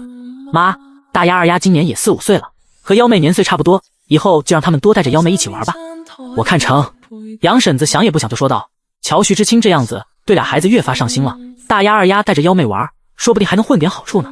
杨嫂子淡笑不语，她的眼界可没这么窄。刚才大春和幺妹核对物资时，她注意过俩孩子，明明只是几天时间，俩孩子就像是变了个人似的，那从容不迫的样子，哪里是村里那些泼猴能比的？徐知青到底是大城市来的，听说家里人都是当官的，自幼接受的教育跟他们这些农村人肯定不同，他教育出来的孩子也跟村里的孩子不一样。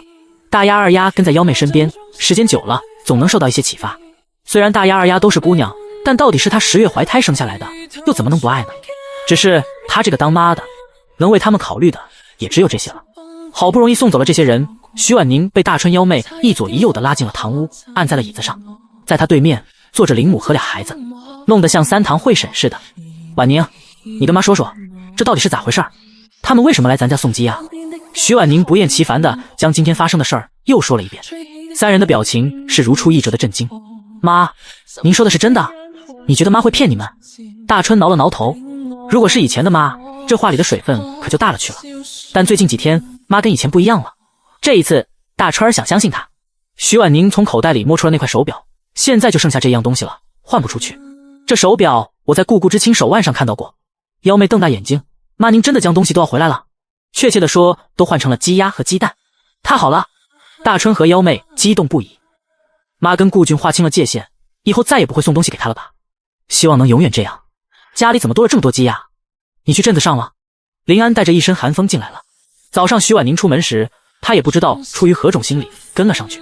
不过他只待到徐婉宁跟顾俊里欠钱要钱那会儿，就因为别的事情暂时离开了，自然不知道后面的事儿。徐婉宁已经说累了，不想再解释了。幺妹是个话多的，将徐婉宁刚才跟他们解释的话又绘声绘色的重复了一遍。徐婉宁刚开始漫不经心的听着，到后面身体不由自主的坐直了。幺妹的记性也太好了吧，几乎将她的话一字不落的复述了一遍。林安听完后只是淡淡的嗯了一声，没有别的解释。折腾了半天，徐婉宁累坏了，简单的煮了一锅面，喂饱了5张嘴后就回了房间。林安本来还想陪大春幺妹玩一会儿，却被林母撵进屋去了。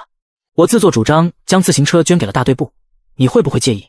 林安瞥他一眼，语气淡然，那是你的彩礼，你有自己做主的权利。徐婉宁松了口气，不得不说，从某种程度来看，林安确实很大度，跟这种人相处不会心累。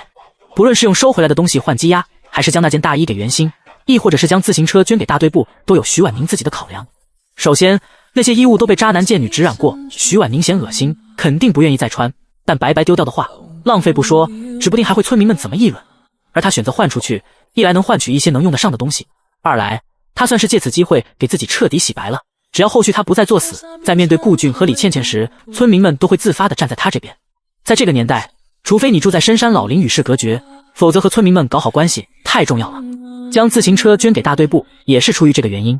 当然还有一点，家里有一辆自行车，免不了要被左邻右舍借用，不论借还是不借，都无比折磨人，所以捐出去最合适。等找到合适的机会，他再想办法买一辆，到那个时候，大家也不会厚着脸皮来借了。至于将衣服给袁心，徐婉宁也不想啊，谁让袁心是世界女主呢？身为作者的亲闺女，袁心注定能心想事成，被她心心念念而没有得到的衣服，指不定后面会闹出怎样的动静来。还不如一开始就给出去，了却一桩心事不说，还能在女主那儿刷刷好感。虽然他不会刻意讨好，但也不想得罪女主。炮灰的命运有时根本不受自己掌控。徐婉宁的主线任务，搞钱搞钱再搞钱。怀着对未来的憧憬，徐婉宁沉沉地睡过去了。天刚蒙蒙亮，他就听到了院子里的动静。徐婉宁披上棉袄出门，就看到林安正在院子里擦拭一辆赠新的自行车。你连夜买的车？徐婉宁瞳孔震惊。林安正在上链条，闻言头也不抬地解释道，我跟朋友借的，从镇子上回来后再还回去。那正好，等会儿我再去大队部将那辆自行车借过来，我们就能各自骑一辆了。林安的手顿了一下，他怎么听他松了口气似的，就这么不想跟他骑一辆自行车。吃过早饭后，徐婉宁就去大队部借自行车，是村里的徐会计接待的他。徐知青，我在此代表大队部和村民们向你表示感谢。不用不用，徐会计，您太客气了。徐婉宁连连摆手。我们几个大队干部昨夜连夜商量了出来了借自行车的规矩，正好也跟你知会一声。徐婉宁就像是一个好学生一样，乖乖地站在那里听徐会计说话。咱们大江村人口密度大，自行车呢又只有2辆，每天借车的人估摸着也不会少，借给谁又不借给谁，这是个令人头大的问题。徐婉宁不住点头，他也觉得头大，所以将麻烦给到了大队部。第15章穿越女的金手指，所以我们一致认为，需要去医院这种关乎性命的大事，必须要优先安排。对于其他人，则改借为租，租1天车5毛钱。当然了，每次租车的钱我都会亲自记录下来，等到年底的时候再分给村民们。徐知青，你觉得怎么样？徐婉宁朝着徐会计竖起了大拇指。妙，简直太妙了！此举不但可以阻拦一些心思不正的人，更能在为村民们排忧解难的同时，为村民们创收。徐会计，您和大队长、村长等干部，可真是为百姓们干实事的好干部。我相信，这件事被报道出去，肯定能让咱们大江村在公社乃至整个镇子上都出名。一句话被徐婉宁说得慷慨激昂，饶是徐会计都有些脸红了。这徐知青可真会说话，你说他在拍马屁吧，偏偏他又在就事论事，但这说出来的话，怎么就那么让人心里熨帖呢？林安那小子可真是好福气啊，这也多亏了徐知青你啊。徐会计，快别夸我了，两人你来我往互夸了好一会儿，徐婉宁才总算逃脱。而徐会计则思考着徐婉宁刚才那句话的可行性。临近年关，不止各个村子，就连公社之间都在暗戳戳的相互比较呢。租自行车看起来是一件不起眼的小事，但运作的好，说不定真能成为他们大江村的又一个亮点。推着自行车出了大队部的徐婉宁，并不知道徐会计已经在短短时间内弄出了章程。村口的大榕树下，林安推着自行车伫立在3人环绕的树干旁，身上穿着军绿色的大衣，手工织成的毛线围巾将他的脸和耳朵遮挡得严严实实，只露出了眼睛。饶是如此，他挺拔的身姿依旧是白雪皑皑里一道最耀眼的风景线。看到徐婉宁出来，林安推着自行车走过去，在徐婉宁不理解的眼神中，将自己推着的那辆车和他的做了交换。这辆车矮一些，比较适合你骑。说完，他修长笔直的大腿跨过自行车前面的横梁，脚踩在踏板上，叮嘱身后的徐婉宁，等会儿就顺着我骑出来的车辙走，比较安全。林安并不知道，此时的徐婉宁正气呼呼地瞪着他伟岸的后背。他刚才是在嫌弃他人矮腿短吗？他之前怎么不知道这个男人也有毒蛇属性？见身后始终没有动静，林安转过身看着他，有什么问题吗？没有，我们走吧。大冬天骑自行车出门，实在不是一个明智的选择。呼啸的寒风如同一把把凛冽的刀子刮在脸上，痛得徐婉宁眼泪都快出来了。虽然继承了原身的记忆，但他对黑省冬天的寒冷程度了解的还是不够。早知道，他也该像林安一样将脸围起来。也不知道一来一回近3个小时的路程，他娇嫩的肌肤会不会被冷风吹得皲裂。临近中午时，两人一前一后到了镇子上。你先去邮局拿东西，我出去办点事儿。1个小时后，我们在国营饭店碰面。徐婉宁应了一声好，也没问林安要去办什么事儿，凭着原主的记忆到了邮局。原身娘家几乎每个月都会寄钱票和物资来，因此邮局的人早就熟识了徐婉宁，一看到她来，就将属于她的包裹拿了出来。徐婉宁在单据上登记好，就抱着比幺妹还大的包裹往外走。刚刚走到门口，徐婉宁眼角的余光瞥到一个青少年手里拿着一封信，正往邮箱里投递，而那张印着熊猫图案的邮票格外显眼。对了，邮票。作为阅书无数的顶级读者，徐婉宁深知买邮票和茅台酒，还有去废品收购站淘宝，以及去暗室倒买倒卖，是年代文女主的金手指。徐婉宁不缺钱，不论前世还是今生，但她这人有一个癖好，那就是喜欢囤货和收集。前世她连好看的信封信纸都没有放过，各个年份出的纪念币更是一张不落，唯独邮票她没有染指过。不是不喜欢，是那种收集不全导致的抓心挠肺的感觉，让有强迫症的她难受不已。但现在他正巧就处在77年，想要凑齐一套邮票，天时地利人和都被他占据了。这么好的机会怎么能放过？于是徐婉宁又转身进了邮局，直奔柜台。你好，我要买邮票。你要什么面额的？徐婉宁想了想，每种面额的都给我来一打。怪他不知道自己会穿越，所以没有提前做过攻略，也不知道77年都发行过哪些邮票。不过他还是在工作人员的帮助下，将市面上如今还在售卖的邮票各买了2张。一共才花了12块3毛钱，这样一套邮票放在后市，市值起码在20万往上。但徐婉宁集邮的目的是为了满足自己的收集癖，并不打算拿出来混淆市场，所以2套就足够了，1套送人，1套自留。买邮票耽搁了一会儿，等徐婉宁赶到国营饭店时，林安已经等了有一会儿了。抱歉，有点事耽搁了，让你久等了。着急赶路，徐婉宁的脸和鼻尖冻得通红，衬托的她本就细腻的肌肤更加白皙可人。而她客气且疏离的道歉，让林安不禁蹙了眉头。徐婉宁不喜欢自己，这一点林安一直都知道。之前他每次休假回家，他都对她横眉冷对，各种挑刺或者直接无视。什么时候变得这么客套了？明明2个人是夫妻，被他这样一弄，倒显得好像比朋友还不如。林安摆了摆头，将这股子怪异的感觉甩出脑海，语气一如既往的平和。没关系，我们进去吧。此时已经过了饭点，但国营饭店依旧有很多客人，只余下几张空桌。橱窗那儿有一块黑板，上面写着今天供应的菜品，其中白菜猪肉馅的饺子和猪肉炖粉条画了线，已经卖完了。吃点什么？林安问。来一份红烧肉，再来一份酱肘子，我还要一碗阳春面。你呢？第16章，吃不完兜着走，那就红烧肉、酱肘子和2碗阳春面吧。面要大碗小碗？一大2个大碗。4两粮票，半斤肉票，还有2块4毛钱。红烧肉和酱肘子各1块钱，阳春面2毛钱一碗，这个价格很实惠了。徐婉宁正准备掏钱，却见林安已经将钱和票都递了过去。国营饭店的服务员可不管端菜，等饭菜盛好后，会隔着窗口吼一声，再自己去端，有些类似于后世的自助用餐。林安没要徐婉宁帮忙，用一个托盘将所有菜品一次性端了过来。徐婉宁先尝了一口酱肘子，火候到位，入口即化，而且在调料种类匮乏的70年代，能将酱肘子做得如此入味，已经很不容易了。随后他又吃了一口红烧肉，和酱肘子不相上下，十分下饭。而且不得不说，人工喂养的猪肉吃起来确实比饲料猪好吃。各尝了一口后，徐婉宁心里有了盘算，就专心吃自己那碗阳春面。林安再次蹙眉，国营饭店的红烧肉和酱肘子确实不如徐婉宁做的好吃，但味道也还算不错，他怎么只吃了一口就不吃了？不知道是不是受到了徐婉宁的影响，林安也只吃了一口，就专攻阳春面了。等徐婉宁解决完一碗面，再次抬起头，发现2盘肉几乎原封不动。你怎么没吃？我浪费可耻，尤其是这么好的肉。徐婉宁说着话，竟然拿出了一个铝制饭盒，幸好我随身带着饭盒，可以打包回去给妈和孩子们吃。林安也就不解释了，这个年代浪费才是被人唾弃的，而吃不完兜着走反而顺应时代的潮流。徐婉宁这么做一点都不突兀。等出了国营饭店，徐婉宁问林安，你等会儿还有事要忙吗？没了。那陪我去趟废品收购站吧。林安没有问为什么，直接陪着徐婉宁去了废品收购站。徐婉宁来这儿可不是跟女主抢机遇的，她只是想买点东西。废品收购站有专门停自行车的地方，不过每辆车都要交1毛钱的看管费，否则车子丢了概不负责。徐婉宁摸了3张毛票，又拿了几颗奶糖给了负责看守的大爷。满脸沟壑的大爷看了眼笑意盈盈的徐婉宁，不动声色地将钱和糖都装进了口袋，懒洋洋地开口，里面有3间房，进门左拐第1间是昨天才刚送来的。谢谢大爷。徐婉宁刚准备抬脚进去，就听到了一道尚算熟悉的声音，林大哥，婉宁，好巧啊，竟然在这里碰到你们了。袁知青。林安微微颔首，算是打了招呼。徐婉宁还注意到，当袁心靠近的时候，林安竟然还往后倒退了2步，拉开了2人的距离。如果不是看过书，知道后来袁心和林安是一对令人艳羡的夫妻，徐婉宁真要夸赞林安一句，是遵守难得的好男人。至少这个分寸感他把握得很好。但是他现在倒退的这2步动作，会成为他将来追妻路上的绊脚石。果不其然，袁心眼底闪过一抹受伤的神色，但也仅仅只是一瞬间，他很快又露出了灿然的笑容。我来这儿找点旧报纸，回去后将知青院的窗户重新糊一下。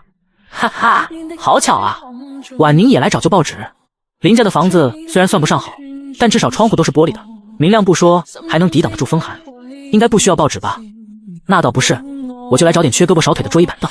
这袁知青，我们还是先进去吧，免得去晚了，好东西都被别人挑走了。说罢，徐婉宁率先进了门。袁心看着他的身影，不知为何，心里涌起一股强烈的不安。尤其是当他看到徐婉宁的手摸过一张只余下1条腿的桌子时，心里那种不安更甚。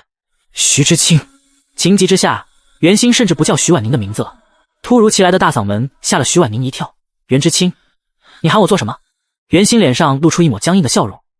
你喜欢这张桌子？那倒不是，我就是觉得这木料不错，拿来烧火肯定暖和。婉宁，你别开玩笑了，后山上到处都是柴火，烧都烧不完，还是免费的。这张桌子估摸着要花钱不说，带回村里也不方便，得不偿失。你说的不错，我还是看看别的吧。徐婉宁没有丝毫留恋就走了。转身之际，他没有错过袁心松气的表情。果然如此，原书中描写过这个情节。袁心来废品收购站找旧报纸，机缘巧合下买了一张缺腿的桌子，回到知青院后，意外在桌底发现了一个2次封起来的洞，并且从里面找到了一包金条，少说也有10根。后来那些金条就成了他创业的资本。等到改革开放以后，他利用这笔钱做起了生意，后来更是结识了不少大佬，为林安建立了许多人脉。徐婉宁可没打算抢女主的机遇，他怕自己有命抢没命花。再说了，他有自己的金手指，里面的物资取之不尽，用之不竭，更有一手好厨艺，只要有一个合适的时机，他就能自己去打江山。换句话说，10来根金条他还不放在眼里。刚才之所以那么做，不过是为了试探袁心，也是排除避免自己将这祸害带回去。女主的机遇对他来说可不就是祸害吗？最后，徐婉宁挑了2张不算高的桌子，虽然都有些残缺，但问题不大。回去后找手艺好的木匠再修整一下，就能正常使用。这2张桌子是给大春幺妹买的，另外他还选了一张黄花梨木的床垫，只有床的上半部分没有支撑的腿，但问题不大，手艺好的老木匠肯定能解决。徐婉宁自己将桌子搬了出去，但面对床却犯了难，太重了，他只能求助林安。林安看到那张宽度都快比得上他身高的床，疑惑地问道：“你要这个做什么？难道要带回去烧火？”第17章翠芬做饭。徐婉宁看了眼正在专心抬桌子的袁心，见他没有注意到这边，才用只有2人听到的声音对林安道：“家里的床太小，我们2个人睡不下，我又不能让你天天晚上睡凳子，时间长了身体受不了。而且这床够大，即便分一条38线出来，我们也能睡得下，多合适。”林安没想到徐婉宁竟然知道38线，他顿了顿，说道：“那你有没有想过，我们那个小房间是否能放得下这么大的床垫？”说的有道理，那个房间空间确实不大，放下1张床和柜子后，就只留下一点点余地。徐婉宁一个人都觉得有些小，林安一回来更加逼仄，这床垫好像真的放不下。但他是黄花梨木的哀，林安揉了揉隐隐作痛的眉心。我在镇子上有一个朋友，他家里大，应该能放得下，先暂时寄存在他家吧。徐婉宁有些犹豫，那我要什么时候才能睡上这张床？你不是说要重新盖房子吗？到时候房子建得大一些，就能放下了。徐婉宁嘴角微微抽搐，盖房子不过是他跟渣男贱女要钱的一个由头，但是为了这张黄花梨木的床垫，不是为了林母和大春幺妹的身体着想，盖房子好像也不是不行。等他寻个机会再去趟夜市，将那块罗马手表卖了，钱拿来盖房子就足够了。想通了以后，徐婉宁对着林安露出了一抹灿烂的笑容。那就拜托你了。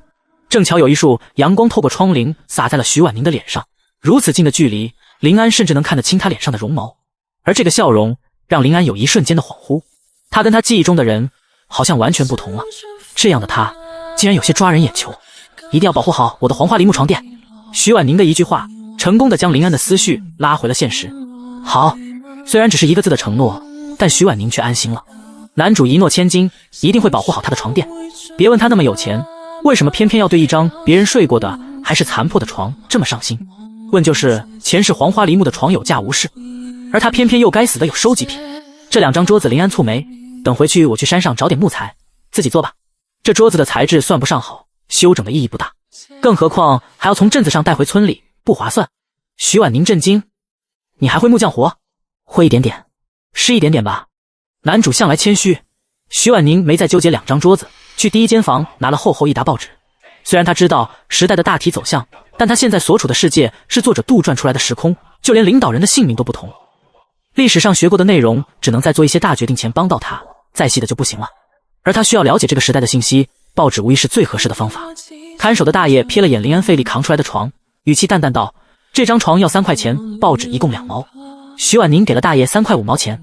大爷，再有新日期的报纸，麻烦您帮我留意一下，我过几天来拿，行吧？徐婉宁的2次示好，让大爷对她的印象很是不错。最重要的是，这姑娘性格好，不会眼高于顶。我这儿有板车可以借给你们用，但要交5块钱的押金。等板车还回来检查没有问题了，再把押金退还给你。大爷，您可真是帮了我大忙。徐婉宁又拿了几颗奶糖，拿回家给孩子们舔舔嘴。大爷脸上的笑意更甚，奶糖可是好东西，没有糖票都买不到。这小姑娘前后给了10来颗，家里的孙辈们每人都能分1颗，多出来的都给老太婆吃。有了板车，林安就轻松多了。徐婉宁想搭把手将床垫运上板车，但被林安拒绝了。这床垫重，你一个女孩子弄不动，我来就好。虽然他这话有点轻视女性的嫌疑，但他称呼她是女孩子。那好吧，我拿着报纸和包裹也都放上来吧。穿过2条巷子，2人在一户人家前停了下来。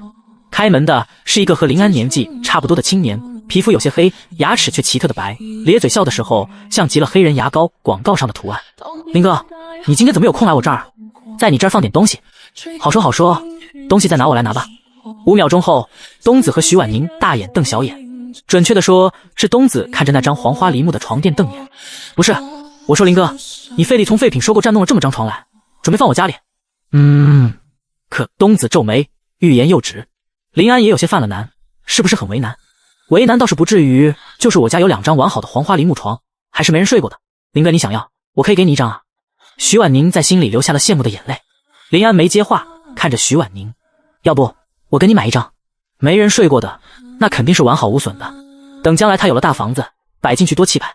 东子在两人的婚礼上见过徐婉宁，所以听他这么说，当即摆手道：“嫂子客气了，你要喜欢我给你一张就是了。”那怎么好意思，我还是买吧，毕竟要暂时存放在这里，他下次怎么好意思来拿？最后，徐婉宁用20块的价格买下了一张完好的黄花梨木床，这个价格他自己都不好意思了。他在心里换算了70年代和50年后的购买力，本来打算以50块的价格买下来，但东子只要20，徐婉宁没办法，只好给了20，剩下的打算等下次来取床时用其他物资替代。既然是男主的朋友，他就不能占人家的便宜。那这张床先留着吧，等新房改好以后，将它做成其他家具。林安没有反驳他。林哥，嫂子，既然来了，就在家里吃顿饭吧。东子叫门让开，翠芬，做饭。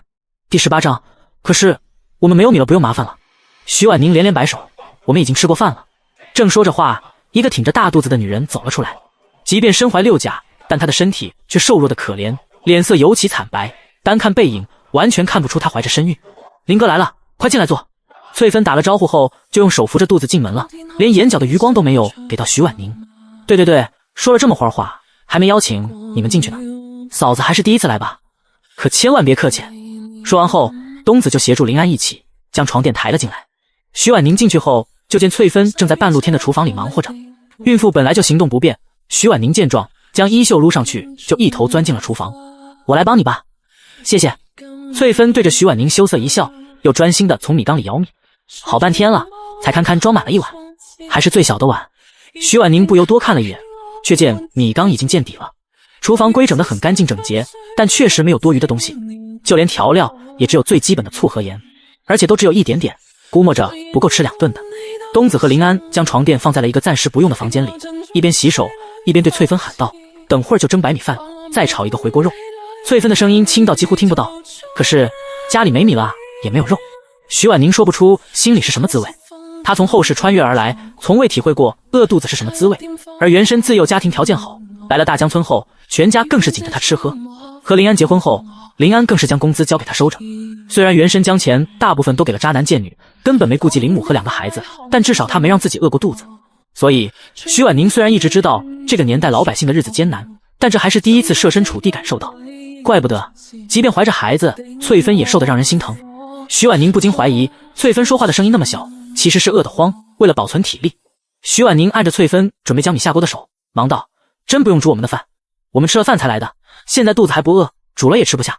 对了。”徐婉宁猛地拍了拍脑袋，将挎包里的饭盒拿了出来。这是刚才在国营饭店打包的菜，我和林安只各吃了一口，其他的几乎没动过。你们不介意的话，给你们添个菜，毕竟今天实在太麻烦你们了。饭盒一打开，浓浓的肉香味扑鼻而来。尽管翠芬已经竭力克制自己不要去看了，但她的视线根本不受自己控制。这个年代的人大多都缺油水，对肉的气味极其敏感。即便在院子里，东子也闻到了肉香味。他不由自主地走来，恰好听到了徐婉宁的话，急忙拒绝：“嫂子，我和林哥可是过命的关系，不就是放一张床吗？你这也太客气了。这肉你赶紧收回去，带给孩子们吃。”他之前悄悄去过几次大江村，就为了替林安看看母亲和2个孩子。大春和幺妹瘦骨嶙峋，简直让人心疼。即便他很馋肉，也没到跟孩子们抢食的地步。更何况林哥还帮了他那么多。嫂子，东子说的没错，这肉我们不能要，你还是收回去吧。翠芬的声音虽然轻柔，但却带着不容人拒绝的坚韧。徐婉宁沉默了片刻，就将饭盒重新塞回了挎包里。毕竟是自己吃过的东西，就这样拿给人确实不大合适。不用做饭，4个人就坐在屋子里聊天。东子的家很大，光是接待客人的堂屋就有30多平方，看着很是阔气。但房子太大也有一个弊端，一盆小小的炭火能取暖的范围实在是太小了。闲聊了几句后，徐婉宁就将之前说好的钱拿给了东子。这是20块钱，你先收下，等我们的新房子盖好以后，我再来搬床。东子犹豫了几秒钟，就将钱接过了，旋即又给了林安。林哥，这20先还你，剩下的80，等孩子生下来后，我再想办法还你，能成吗？对于此时的林安而言，这20块钱无异于烫手的山药。他下意识地看了眼徐婉宁，但对方眼里只有淡淡的好奇，并没有生气的迹象。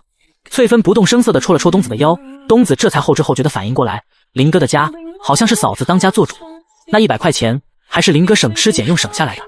现在好了，被他这样毫无防备地捅了出来，林哥的私房钱彻底保不住了。嫂子你别误会，林哥将这钱借我，真的是为了救济。半年前我父母突然离世，家里那些180年不来往的亲戚都要来跟我争这房子，争执中有人推搡了翠芬一把，差点让刚怀孕的她流产。幸亏送往医院及时，大人和孩子都没大碍。后来为了保住这房子，前后后又花了不少钱，所以不过嫂子你放心，等孩子生下来，翠芬坐完月子不需要人照顾以后，我就会尽快出去找活干，尽早将钱还上。翠芬也有些紧张，两只手不安地搅动着。徐婉宁心里叹了口气，原身恶毒的形象还真是深入人心。这孩子是个命大的，将来福气也大，肯定能给你们俩带来好运。说完后，徐婉宁从林安手里拿过钱，塞进了翠芬手里。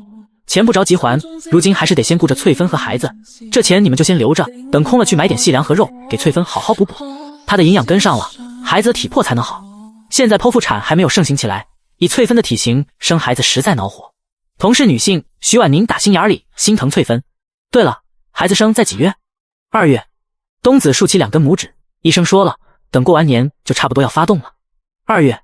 徐婉宁心下一惊，再细细看东子和翠芬，脑海里不禁闪过了一个大胆的猜测。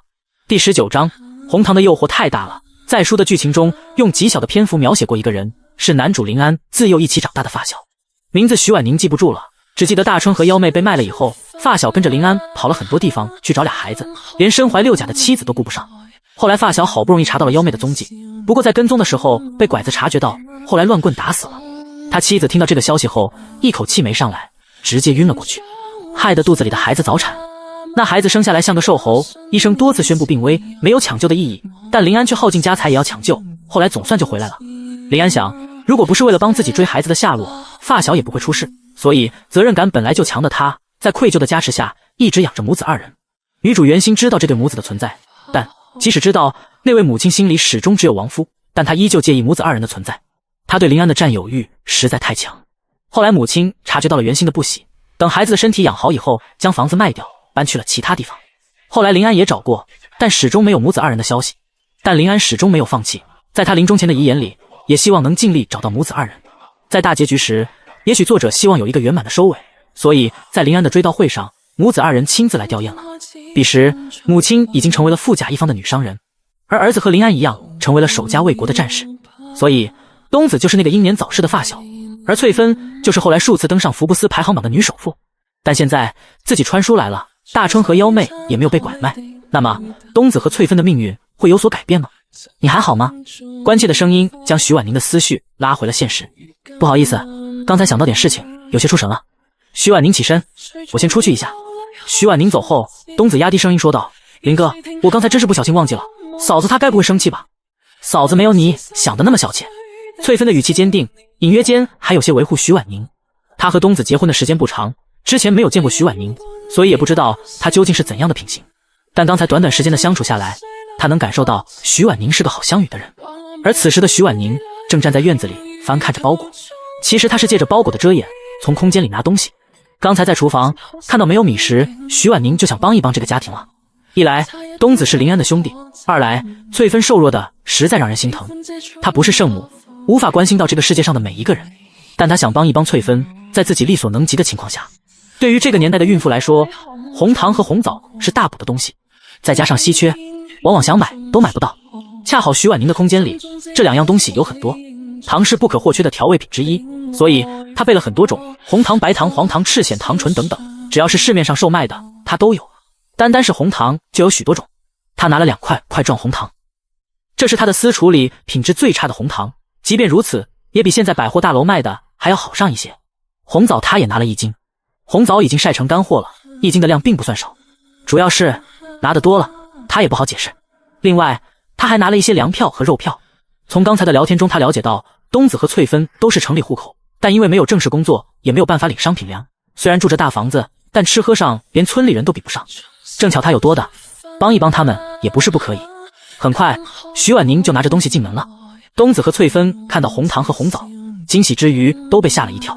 嫂子，你这是我娘家父母从京城寄来的，量不多，我就各给翠芬匀了一些，让她先吃着，等下个月包裹寄过来了，我再多拿些过来，让她坐月子的时候吃。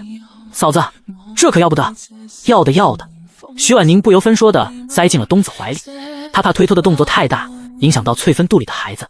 嫂子，这也太贵重了，你和林安关系这么好，又叫我一声嫂子，我给你们点东西怎么了？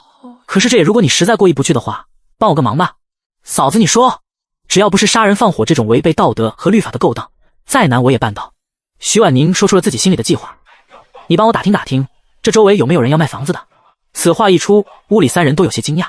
嫂子，你要买房子？对，眼瞅着大春和幺妹快到了上学的年纪，大江村又没有小学，所以我打算直接让他们到镇上来上学。要是每天往返也太折腾了，倒不如干脆买个房子。对了，我买房子的要求比较高，至少要有4个房间。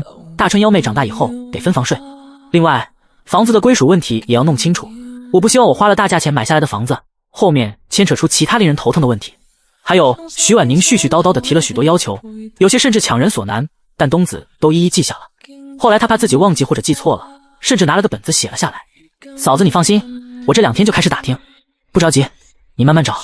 作为你帮我办事的报酬，这红糖和红枣你就收下吧。东子很想说，以他和林哥的关系，这点小忙他怎么也要帮，但红糖和红枣的诱惑实在太大了。他可以不吃，但他媳妇瘦的都皮包骨了，再这样下去，生产的时候得多痛苦啊！所以他只能厚着脸皮收下了，大不了等以后再想办法还回去就是了。又坐了一会儿，徐婉宁和林安就离开了，还得去废品收购站还板车，去得太晚，回村的时候天都要黑了。第20章就当为了咱孩子。等林安和徐婉宁走后，东子立即给翠芬冲了一杯红糖水。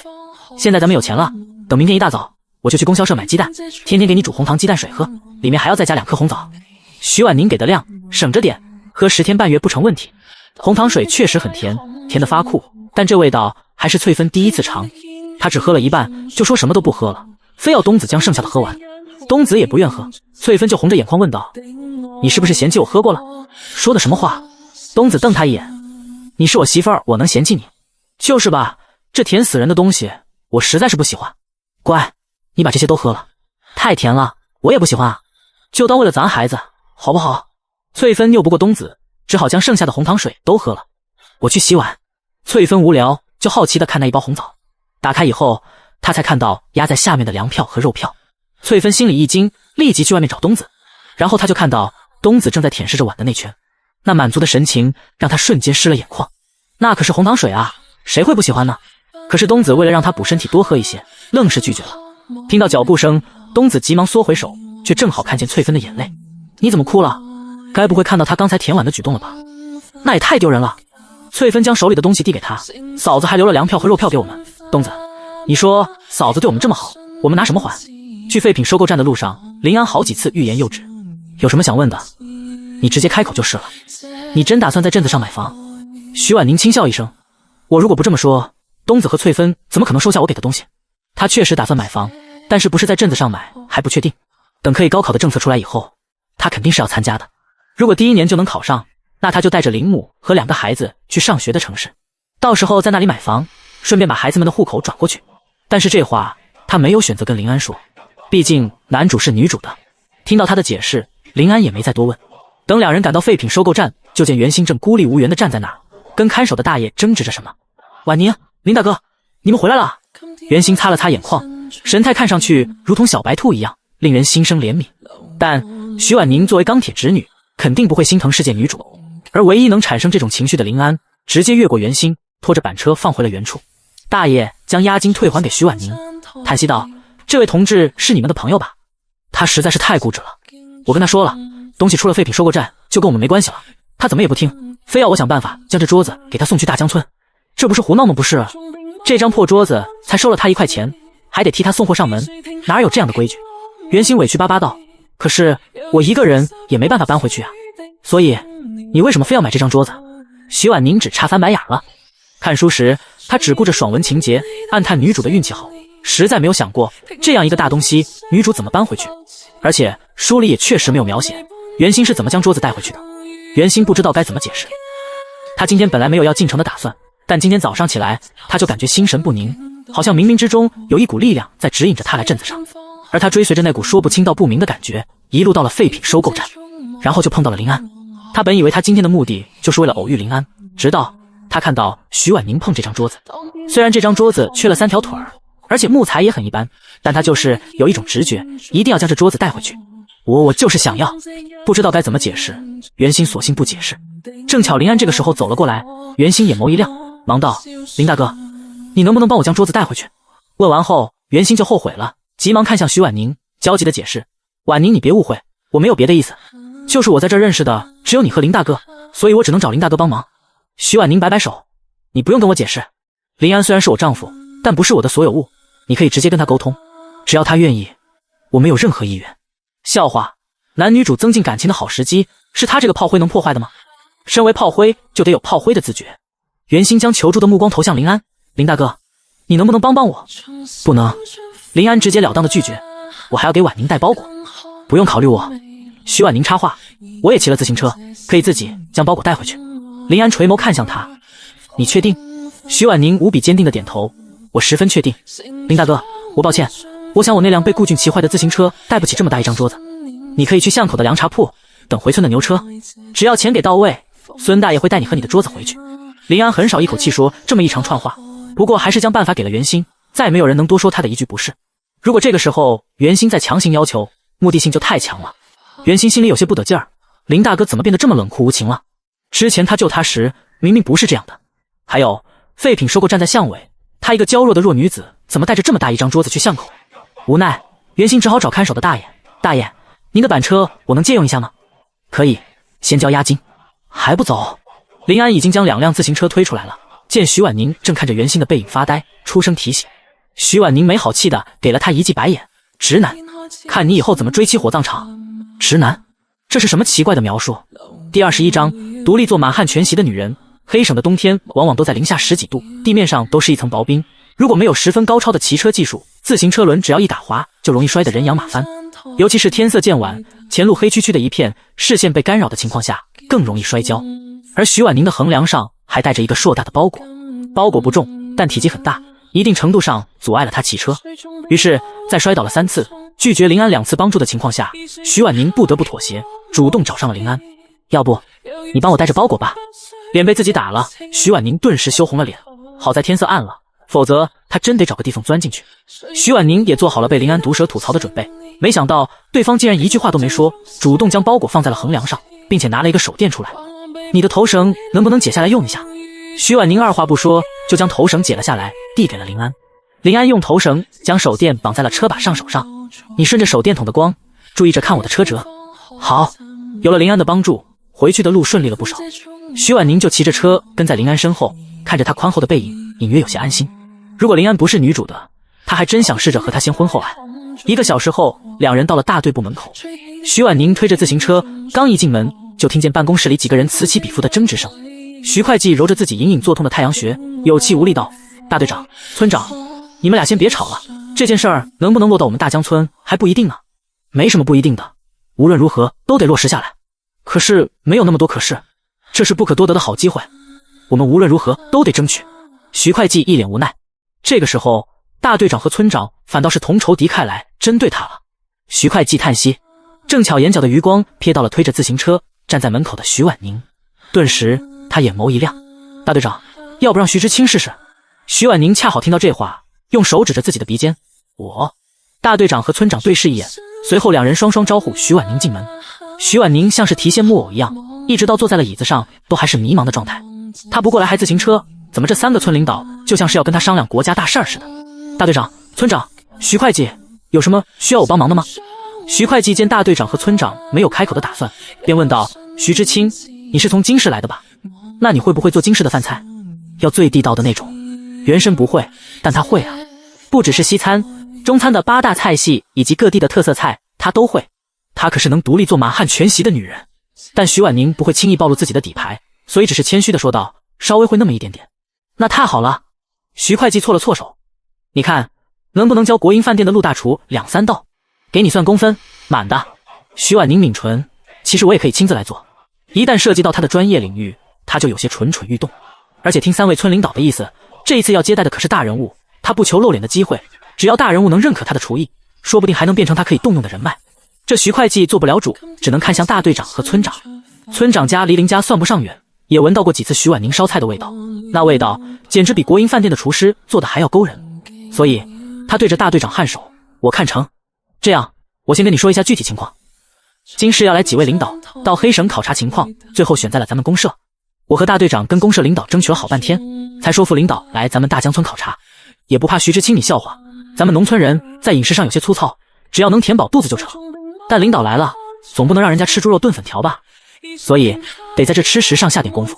大队长沉默了一小会儿，补充道：我可以跟你透个底儿，这一次领导来考察就是跟吃食相关的事儿，所以徐知青这一次接待的任务十分重要。我可把丑话说到前头，如果你做的东西不能让领导满意，从而导致考察失败，我要追究你的责任。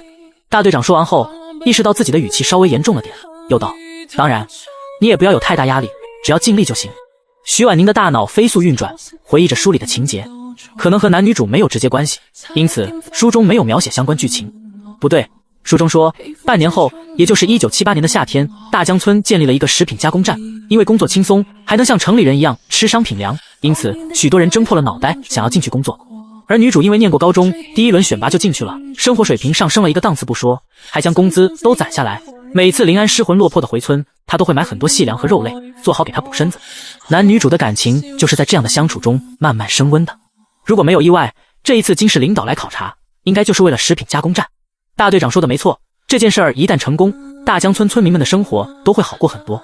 不论出于哪一点原因，他都会竭力办好这件事儿。大队长、村长放心，我保证拼尽全力做一桌子好菜。不过在这之前，您二位还得花点功夫，稍微打听一下领导们喜欢吃什么，或者说有没有什么忌嘴的。还是徐知青细心，连这一点都想到了。你放心，我们明天就去打听。徐知青，这件事就交给你了，你可一定要上心啊。领导们3天后来大江村，这几天时间，你琢磨琢磨做点什么吃食，也可以在家里练练手。当然，耗费的食材咱们大队部都给你承包了，你完全不用担心。第22章，家中来信。等徐婉宁从大队部出来，除了婆娑的树影，没有看到林安的身影。她并没有感到失望，毕竟一开始就没有过期望。不过这天寒地冻的，路上一个人影都看不到，只能听到北风呼啸的声音，她心里还是有些发怵。早知道该跟大队部借个手电筒的。正想着，一道不刺眼的亮光折射了过来，徐婉宁下意识地用手挡了下眼睛，然后她手里被塞上了一个装满热水的玻璃瓶，是诊所打吊瓶用的那种玻璃瓶。玻璃瓶被一个布袋子装着，手伸进去，手心手背都能被包裹起来，还能防止被开水烫伤。忙完了吗？是林安醇厚的声音。徐婉宁含糊不清地应了一声，我刚才出来没看见你，我瞅见大队长叫你进办公室，应该是有事找你，就先回去了趟。天晚了，我怕不知会一声，妈和孩子们担心。他拍了拍自行车后座，上来吧，我带你回去，天儿太冷了。不大会儿功夫，两人就回了家。孩子们听到院子里的动静，双双跑了出来，一前一后扑进了徐婉宁怀里。妈，您总算回来了，一整天都没见到您，我可想您了。我也很想你们。徐婉宁蹲下身，分别拥抱了2个孩子，柔声道：我们先进去吧，小心吹了风生病。堂屋里的地上放着2个瓷盆，盆里装满了热水。妈爸，我和幺妹烧了点热水，你俩烫烫脚也能舒服些。大春儿真乖。徐婉宁的大手毫不客气地揉着大春毛茸茸的头发。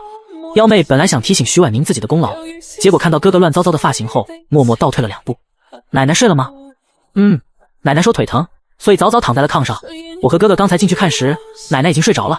徐婉宁微微蹙眉，林母的腿伤一开始并不严重，但她为了儿子的婚事，怕花钱，硬生生的拖严重了。再加上一直下地干活，更是没让腿伤有一个恢复期，导致天一冷就痛得厉害。即使徐婉宁之前给买了膏药，能缓解1、2，但到底治标不治本。等天气暖和了，你能不能再部队请几天假，我们带着妈去省城看看腿。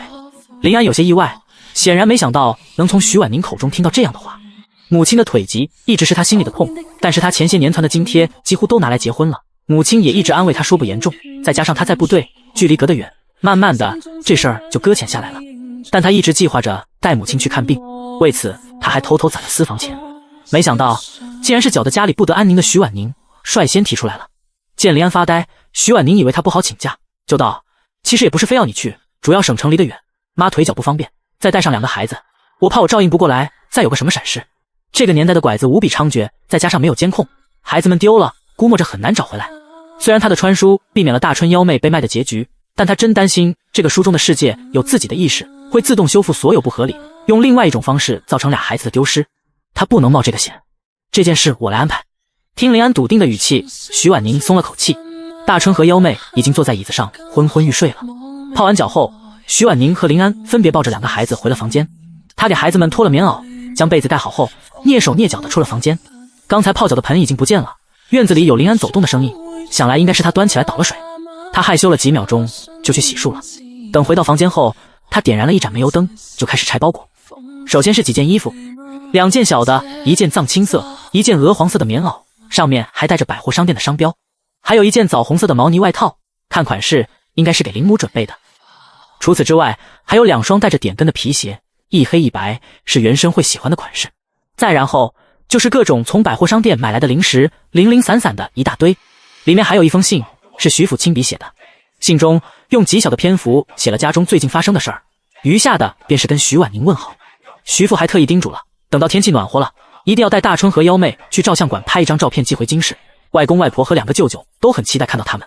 看着徐父刚劲有力的笔记，徐婉宁不禁湿润了眼眶。原生从未真正珍惜过家中给的温情，因为他自小到大就在充满爱的环境里长大，父母和兄长对他的疼爱就如同空气一样存在于他生活的方方面面。但徐婉宁不一样，她是孤儿，后来机缘巧合下认识了师傅，借着师傅的人脉，他又结识了许多爷爷。师傅师母和爷爷们都待他很好，更是将一身本领都传授给了他，但凡他遇上点事儿都会帮他的忙。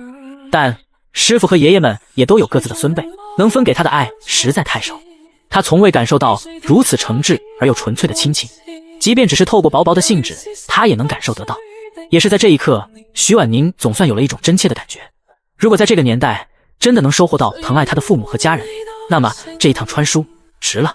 信封里还加了许多票据，粮票、肉票、糖票、布票以及工业票，全都是全国通用的，可想而知兑换到这些票据有多麻烦。而徐父、徐母和2个哥哥每个月分到的票就那么些，所以说这些票据是徐家一大家子对他的爱。徐家是一个大家庭，爷爷奶奶一共生了3子1女，姑姑年纪最小，但学问最高，嫁给了工程师姑父。2人在几年前带着表哥去了国外，当然他们出国经过了国家同意，否则几年前的大动荡，他们这一大家子都要被牵连。徐父排行第3，前面还有2个哥哥。第23章团宠剧本，大伯和二伯都从政，如今地位不低，而徐父从军更是京市军区的领导。大伯家有2个哥哥，二伯家有1个哥哥1个弟弟，自己家里还有2个哥哥，所以徐家一大家子只有他一个女孩子，可不得放在心尖上疼。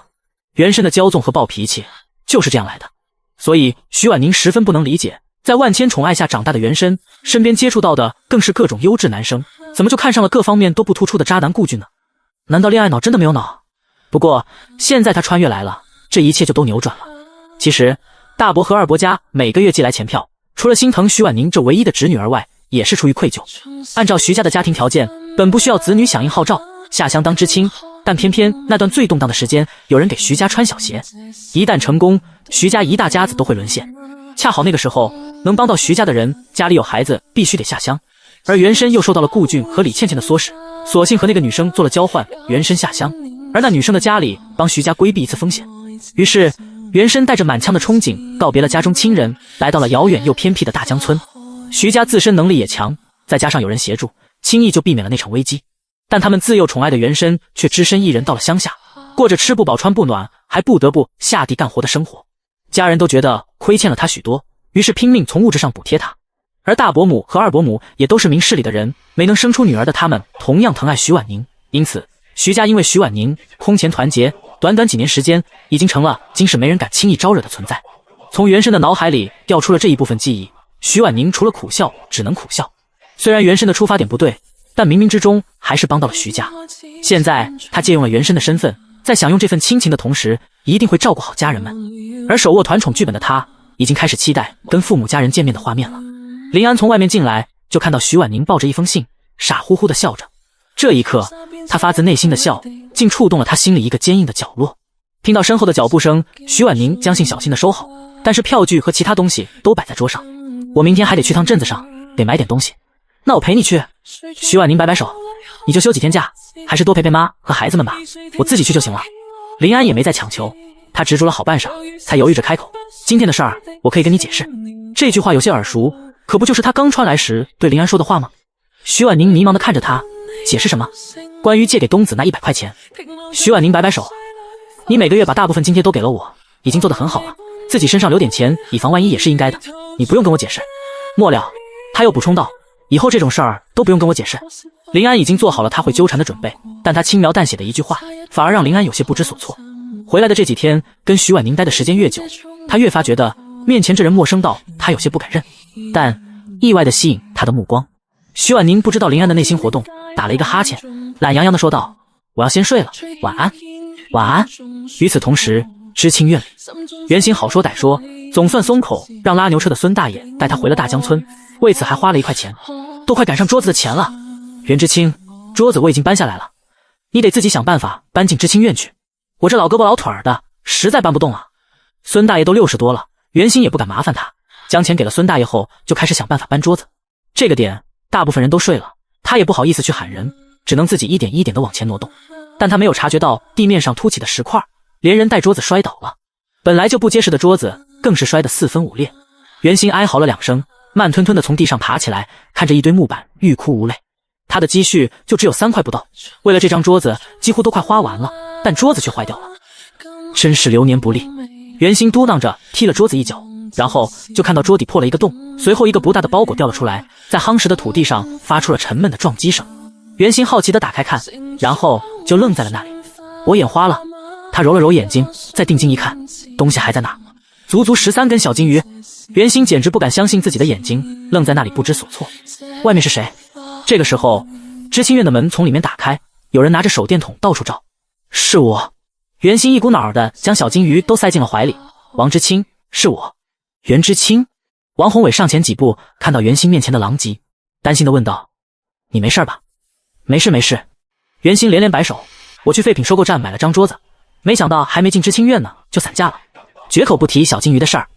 王知青，你先进去吧，我把这些木板拾掇了就进去。我来帮你吧。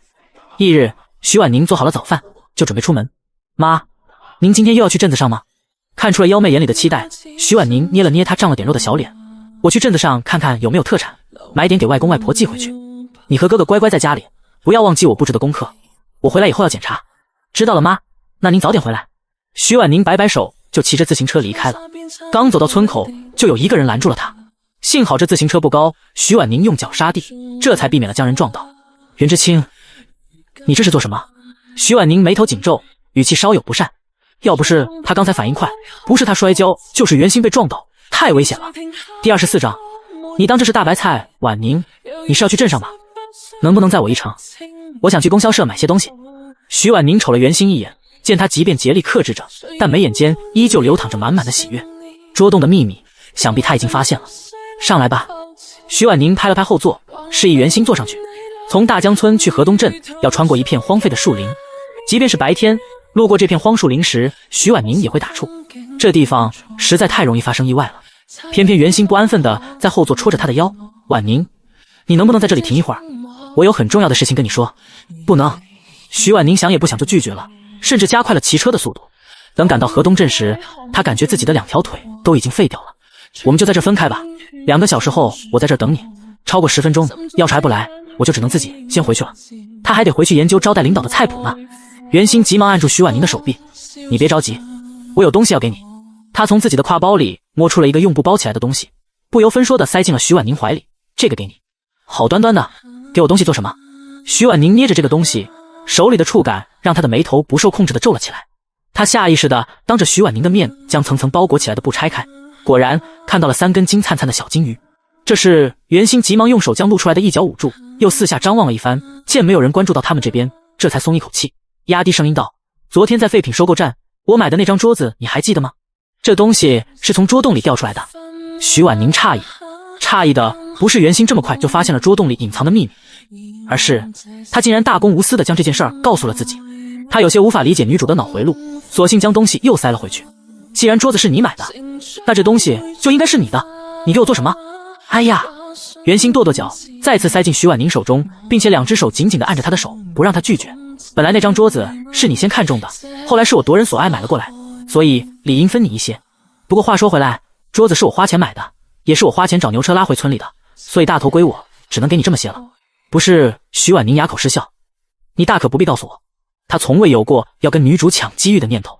怎么他越是不想要，女主还偏要往他手里塞？袁心无比坚定地摇头，那可不行，做人不能这样。好了，我不跟你说了，我得想办法将剩下的处理掉。说罢，他对着徐婉宁摆摆手，身影慢慢消失在了巷口。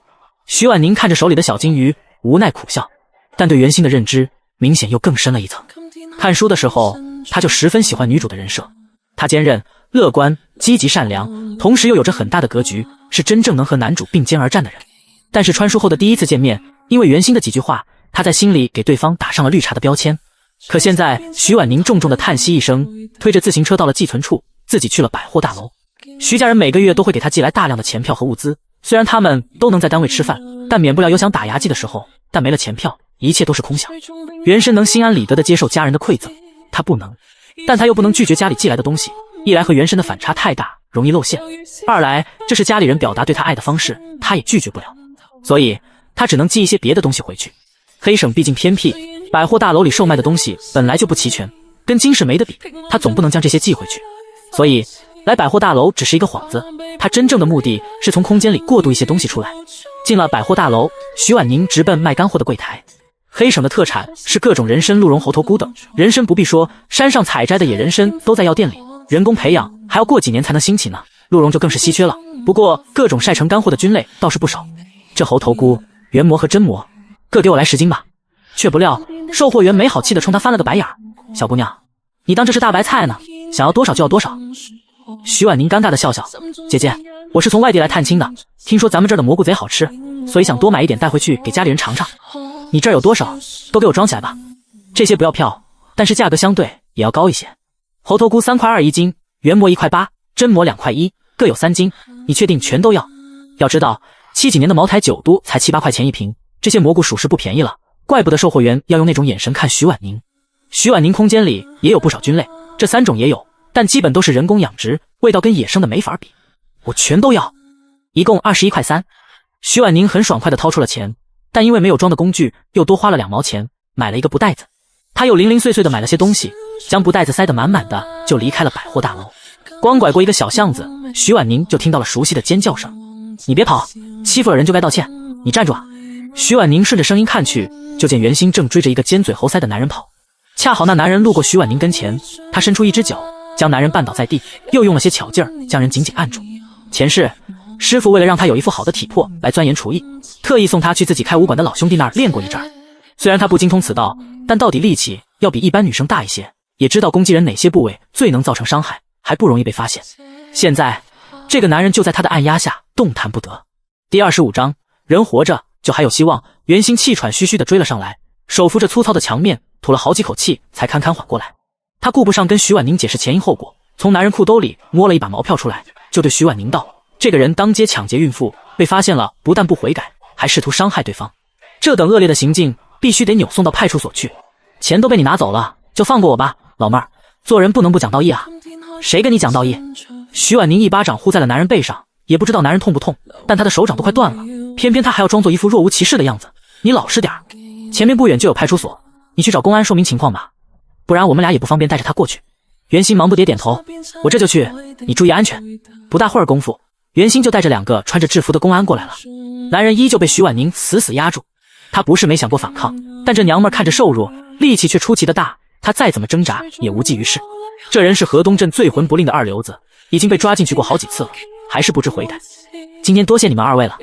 袁心连连摆手：“我们是下乡的知青，见到这种事情当然要出手相助了。”徐婉宁倒是站在一旁没有说话。女主的高光时刻，她不能出风头。却不料袁心趁着她发呆，将她推到了前面。还是多亏了徐知青，要不是他，只怕这个人早就带着钱跑了。路见不平，这都是我应该做的。徐婉宁实在不理解袁心的脑回路，干笑着应了一声。公安又跟他们了解了具体情况，就扭送着男人走了。“婉宁，我得将这钱给那位孕妇拿回去，你能不能等等我？”袁心不好意思地开口询问。“走吧，我跟你一起。”等袁心带着徐婉宁穿过了几条长相几乎一样的小巷后，他总算见到了被抢的人。翠芬。徐婉宁惊讶地上前几步，细细打量着依旧瘦弱的翠芬，担忧地问道：“你没事吧？”“没事没事，幸好这位知青及时出现，那人才没得逞。不过就是翠芬红着眼眶，就是钱都被抢走了。虽然只有3块多，但这是他和东子这几个月的伙食费，全都被抢走了，也不知道接下来他们吃什么。他能忍，但孩子……”袁心叹一口气，上前将手里的毛票都给了翠芬：“我都给你拿回来了。婉宁，既然你认识他，那你好好劝劝他，下次再碰到这种情况，把钱给混子就是了，可不能拿生命开玩笑，更何况他肚子里还揣着一个呢，这万一有个闪失，严重点可是1尸2命。”袁心的话不无道理，但徐婉宁也能理解翠芬的处境。她和东子都没有收入来源，家里的米缸都见底了，她上次给的买床的20块钱，除了是他们的生活费之外，还要预留一部分出来应急，毕竟翠芬月份大了，肚子随时都有可能发作，而这3块多对翠芬来说十分重要，关乎着她和东子是否能吃饱饭。2人都有道理，无法判断孰对孰错，只能说现下的处境往往让人迫不得已。袁知青说的没错，翠芬，你即便不为了自己考虑，也得想想你肚子里的孩子，他可是你和东子的期待，可不能有什么闪失。钱再重要，也还能再挣不是？嫂子，袁知青，我知道了，谢谢你们。翠芬低着头含糊不清地应了一声，也不知道是不是将两人的话听了进去。感情还没到那份上，徐婉宁也不能说的太多，只能和袁心先送翠芬回去。嫂子，袁知青，你们进来坐一坐吧，我给你们倒杯热水喝。谢谢你的邀请，但我们还要着急回村，等下次有机会路过你家门口，我一定来给你讨一杯水喝。袁心道。徐婉宁也同样拒绝了，不过在临走前，她借着布袋的遮挡，从空间里拿了一只去了毛放了血的母鸡。这是你林哥特意让我带给你的，你收下吧。嫂子，这太贵重了，我不能要。徐婉宁不由分说的塞给翠芬，当初我生俩孩子时，东子可没少拿东西给我，我现在不过还了东子之前的好意，你就拿着吧。嫂子，我真的不能要。翠芬，既然是你嫂子的好意，你就收下吧，现下还是孩子重要，大不了等孩子平安出生后，你再想别的办法补偿你嫂子。袁心也从中劝和，好说歹说，翠芬总算接了下来，但她红着眼眶，下一秒就要哭出来似的。袁心拽了一把徐婉宁，我们得回去了，你还要给孩子们做午饭呢。回去的路上，袁心足足叹了7次气。一开始徐婉宁并不想理会他，奈何受到了他的影响，心情也莫名烦躁。你叹气做什么？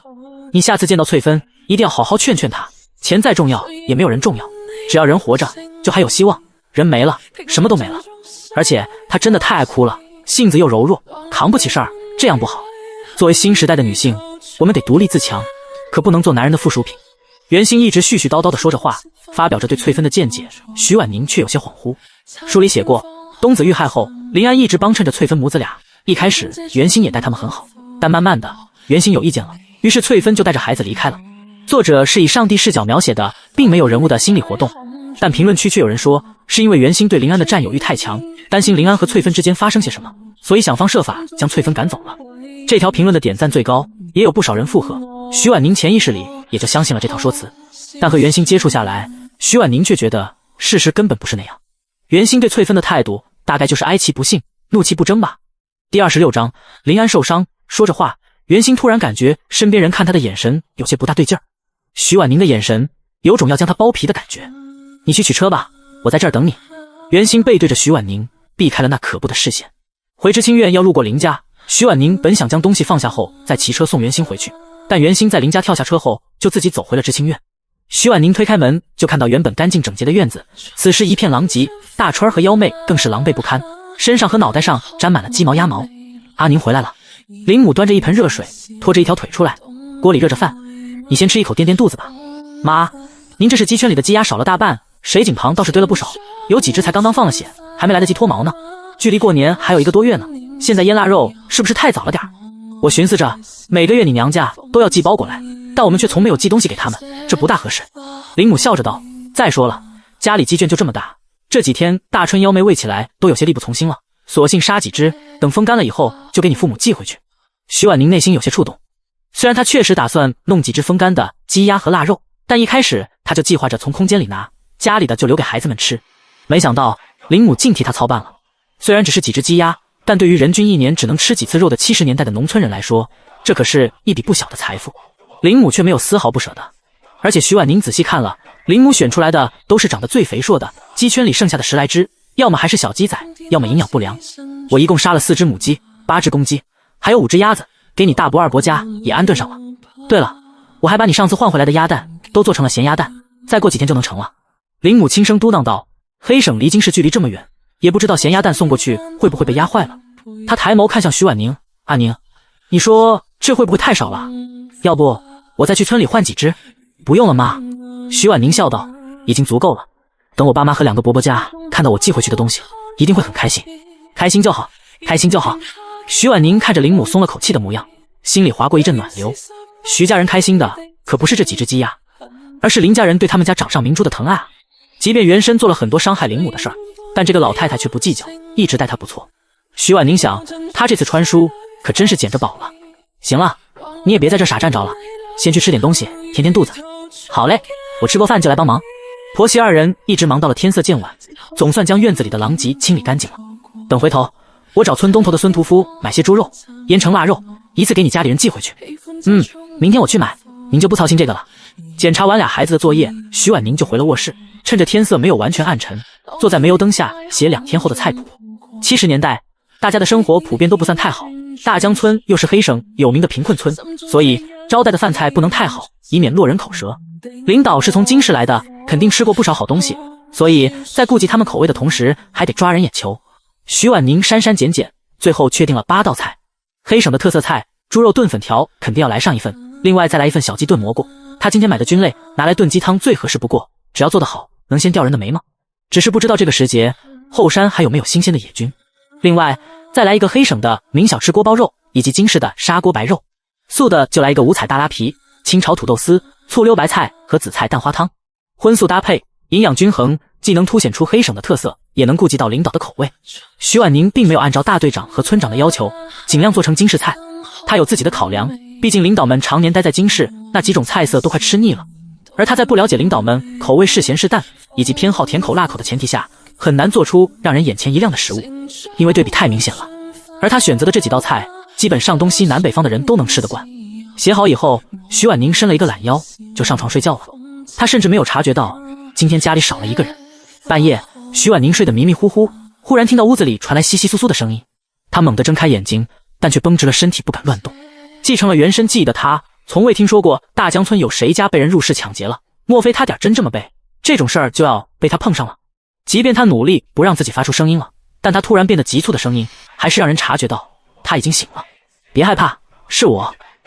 是林安醇厚中又带着些沙哑的声音，仔细听的话还能听出他的疲惫。危机解除，徐婉宁一个翻身就坐了起来，然后就看到林安坐在凳子上，右手臂的衣袖退了下来，露出了结实的手臂，而他正在用纱布包裹手臂。徐婉宁甚至还能闻到淡淡的血腥味。你受伤了？徐婉宁惊叫一声。一点小伤，不碍事儿。你别跟妈和孩子们说，免得他们担心。徐婉宁应了一声，穿上鞋子走到他跟前，我来帮你包扎。林安显然没有用惯左手，好半天了还没绑好纱布，见徐婉宁白净细嫩的手已经伸了过来，他就没有拒绝。徐婉宁将纱布拆开重新包扎，但当他看清那道伤疤时，倒吸了一口凉气。伤疤从小臂蔓延到了手肘，而且很深，在皎洁月色的照耀下，他甚至能看到最外圈的肉都翻了起来。就这你还说是小伤？徐婉宁不由拔高了声音，没好气道：你等下，我去拿红药水来。第27章，感情好的象征。徐婉宁背过林安，假装在柜子里翻找，实则从空间里拿出来了伤药。他的酒楼里常年备着各种市面上能买到的药，这种伤药是粉末状的，药效很好。他弄出来了一些，融进了只剩下瓶底的红药水里。屋内的光线实在昏暗，徐婉宁只好将手电筒打开，固定在桌子上，借着亮光给林安清理伤口。翻出来的伤口甚至能看到里面的嫩肉，触目惊心。徐婉宁小心翼翼地用红药水擦拭着他的伤口，还以为会听到吸气声，但他却始终平静，甚至连表情都没有太大的变化。你不觉得痛吗？林安笑笑，剑眉瞬间柔和了不少，已经习惯了。徐婉宁知道林安入伍已经10年，不止一次上过战场。原身第一次和他过夜时，还因为他后背几道纵横的旧伤痕恐惧过。这一瞬，听面前不过20来岁的男人用如此平淡的语气说出这话，徐婉宁心里有些不是滋味。好了，他收尾时绑了一个可爱的蝴蝶结。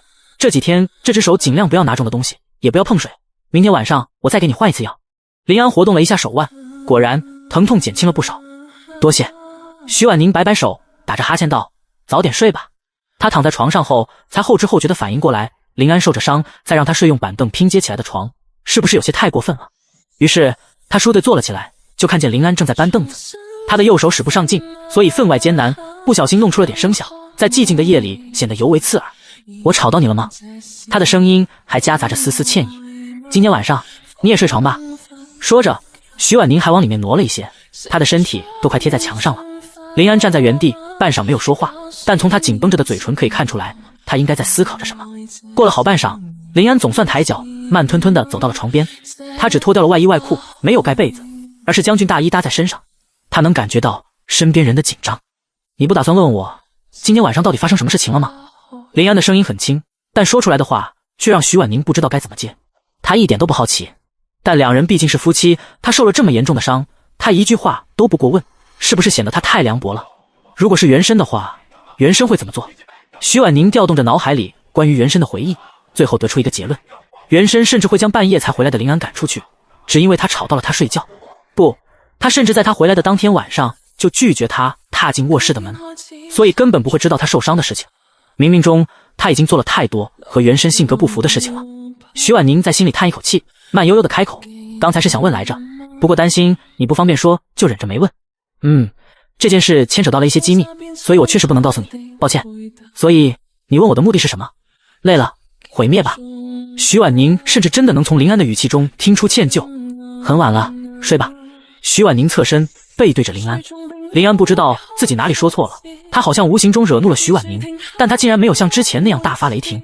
他下意识地抬手看了看包扎得十分整齐利落的纱布，唇角不自觉地上扬起一抹弧度。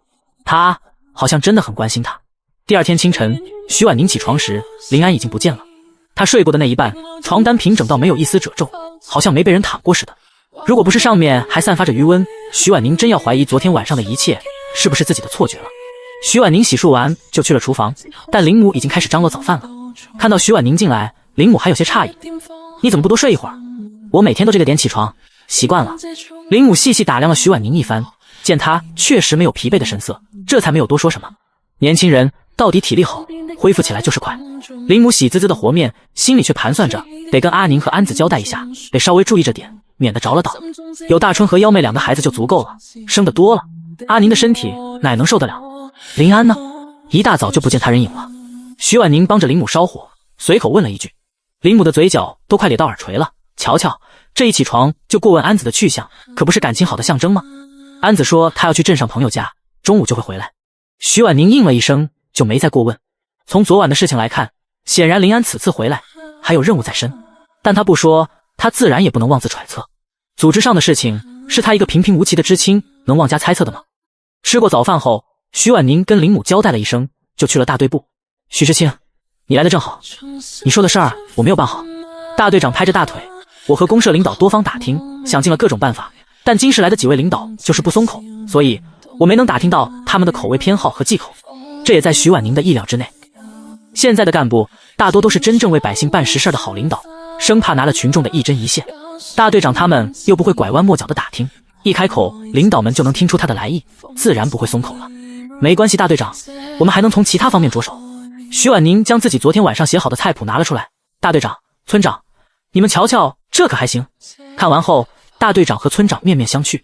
过了好半晌，村长才道：徐知青，这是不是有些过于简单了？简单？徐婉宁又看了眼菜谱，确定自己没有写错。村长是觉得哪里有问题吗？我们是不是得弄得隆重一些？徐知青，你不必担心费用的问题，咱们大江村能拿得出来，而且公社也会给相应的补贴。第28章，人傻钱多的主。徐婉宁哑口失笑，解释道：村长，今时来的领导来咱们大江村的主要目的是什么？当然是考察，看咱们大江村是不是适合建厂。所以啊，咱们只要拿出诚意来招待领导们就足够了，弄得太隆重反而像是会总之村长，你能明白我的意思吧？只要咱们村符合要求，领导们就会认真考虑，但不符合，即便这顿饭再隆重也没有用。还是徐知青说的有道理，那就按照你说的来办，你有什么要求尽管提。徐婉宁也没有客气，我会将详细的菜单列出来，要麻烦徐会计去采购了。另外我想问问，咱们后山上还有新鲜的野菌吗？有啊，那东西根本采不完。徐知青你要？徐婉宁指着菜单，这个小鸡炖蘑菇就得用咱们大江村的特产吗？好说，等会儿就让大虎他们几个去后山摘，要多少有多少。徐婉宁顿时动了心思，他搓着手小声问道：村长，能不能让他们多摘一些？我拿钱来买，晒干后给我爸妈寄回去。村长摆摆手，大气道：用不着你花钱，我给他们记满工分就是了。等招待完，领导还有剩下的，可以交给你处理。提起这个，我忽然想起来昨天听到的一件趣事儿，也不知道哪来的城里姑娘，竟然花了20多块钱买了不到10斤的干野菌。要我说啊，这简直就是人傻钱多。徐会计在一边哈哈大笑，却瞅着徐婉宁的脸色肉眼可见的沉了下来。他顿时闪过一个大胆的念头：徐知青，那买干野菌的人该不会就是你吧？徐婉宁以手扶额，无奈道：不出意外，我就是那个人傻钱多的主。徐会计脸上的笑容顿时僵住了。徐知青，你别介意，实在是这事儿吧。哎，你说你这孩子要野菌完全可以找村里人嘛，家家户户都晒得有，你只要拿几个鸡蛋就能换不少，怎么还花了那么多钱？果然，百货大楼的特产都是拿来卖给外地人的。徐婉宁有些心疼花掉的钱，20多块呢，够买多少肉给家里人补身体了。吃一堑长一智，只要徐知青知道了，下次肯定不会再犯同样的错了吗？徐知青，你说是不是？大队长，我谢谢你。徐婉宁迅速将这件事翻篇，将清单列出来后就去了孙屠夫家。家里寄来的票虽然都是全国通用的，但期限却很短，大多都只有1个月的时间。算上邮寄路上耽搁的时间，到了徐婉宁手上，只剩下半个月不到。他索性将肉票都拿了出来，全部换成了肉。徐知青，我这儿还有几根棒子骨，你要不要？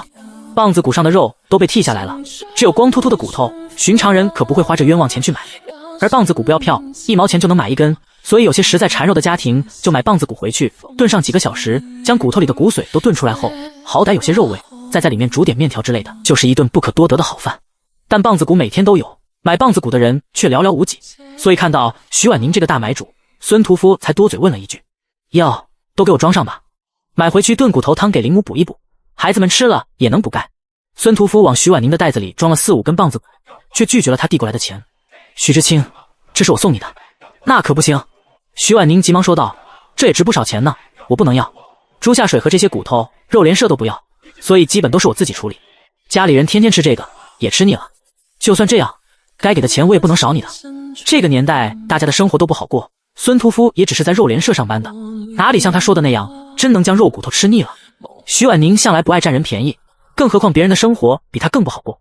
徐知青，其实我有一个小小的请求。孙屠夫黝黑的脸上挂着2抹红，显然说出的话让他感觉格外窘迫。你说，我瞧你经常换不一样颜色的发绳，你应该有门路弄到吧？能不能给我弄2根红色的？我大闺女再过几天就要成婚了，她绑上这红头绳肯定好看。没问题，等大花妹妹结婚前，我肯定给她送来。不过这棒子骨的钱你还是得收下。许知青，你这徐婉宁不顾孙屠夫的拒绝，将几张毛票放在了案板上，提着重重的肉袋子走了。从孙屠夫家回林家，要路过知青院，好巧不巧的，提着肉的徐婉宁正好撞上了顾俊和李倩倩。2个人在知青院不远处的大树下，不知道因为什么起了争执，吵得不可开交。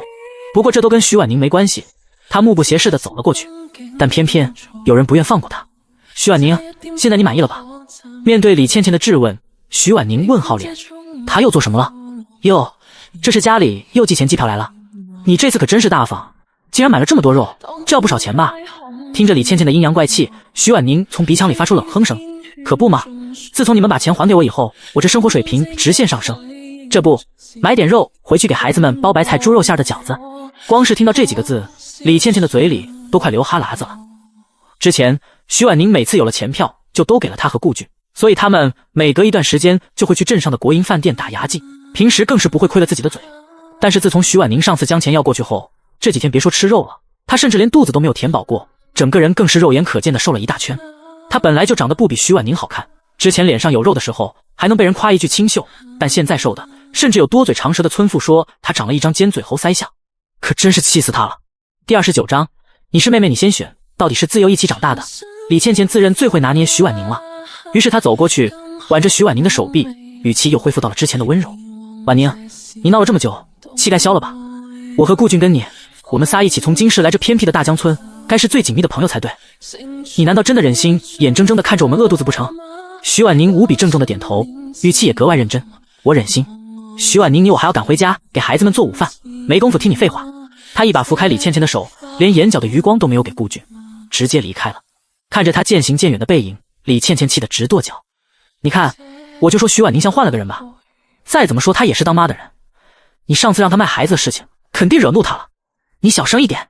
顾俊急忙捂住李倩倩口不择言的嘴，这事儿能怪我吗？还不是你撺掇的，我让你想办法从徐婉宁那儿套钱，是想让她找家里人要，卖孩子可是你自己的主意，你别拉上我一起。顾俊瞪着李倩倩，却又无话可说。以前这张嘴针对徐婉宁，将徐婉宁骗得团团转时，他可稀罕了，但当李倩倩这嘴针对他时，他却巴不得他永远别张嘴。但接下来的计划还需要李倩倩配合，顾俊只好先顺着他。倩倩，你也瞧见了，徐婉宁现在打心眼里不想跟我们接触，你还准备继续心疼她吗？李倩倩心道，她哪里是心疼徐婉宁了，她巴不得徐婉宁跌入万劫不复的深渊呢。但是你刚才看到了，婉宁她连话都不想跟我说，你让我怎么办？好，倩倩，你和徐婉宁身世悬殊这么大，都能让她心甘情愿的当你跟班这么多年，你肯定有拿捏她的办法，对不对？她现在心气高没错，但你肯定有办法让她变成以前那样，我相信你一定可以。顾俊凭借着他的3寸不烂之舌，总算打消了李倩倩的顾虑。我倒是还有一个办法，可以将徐婉宁骗出来，但如果这次再不成功的话，我跟她之间就彻底决裂了。所以这次到手的钱我要分一半。这不行，顾俊想也不想就拒绝了，我还要给虎哥分一半呢，他不找人来，我们的计划根本行不通。这样一算，我岂不是白忙活了？那我不管。顾俊没办法，只好暂时顺了李倩倩的意。至于究竟能从徐婉宁那儿套多少钱，还不是他说了算。徐婉宁赶回林家时，林安已经回来了。他不知道从哪儿弄了许多木板，正在给孩子们做书桌。大春和幺妹乖巧地坐在一旁，连大气都不敢出，生怕自己的呼吸影响到爸爸。了无生机的木板到了林安手中，就好像被赋予了生命似的，不大会儿功夫，一张桌子就拼凑起来了。他又紧接着组装另一张，等2张一模一样的桌子都拼好以后，他才道：大春、幺妹，你们自己选一张。他担心2个孩子争抢时发生矛盾，所以特意将2张桌子做成了一样的。但大春却拿出了兄长范儿，对幺妹道：你是妹妹，你先选。那我就要左边的吧。好。林安也点了点头，手里拿着刻刀，在母子3人的注视下，在2张桌面上分别刻出了2张人脸图案，赫然是大春和幺妹。明明只是几条僵硬的线条，但就是能让人轻易分辨出来。果然，这个男人是会一点点木匠活。爸爸给你们搬进屋里去，以后自己的书桌自己保护，不能争抢。爸爸放心，我和妹妹不会吵架。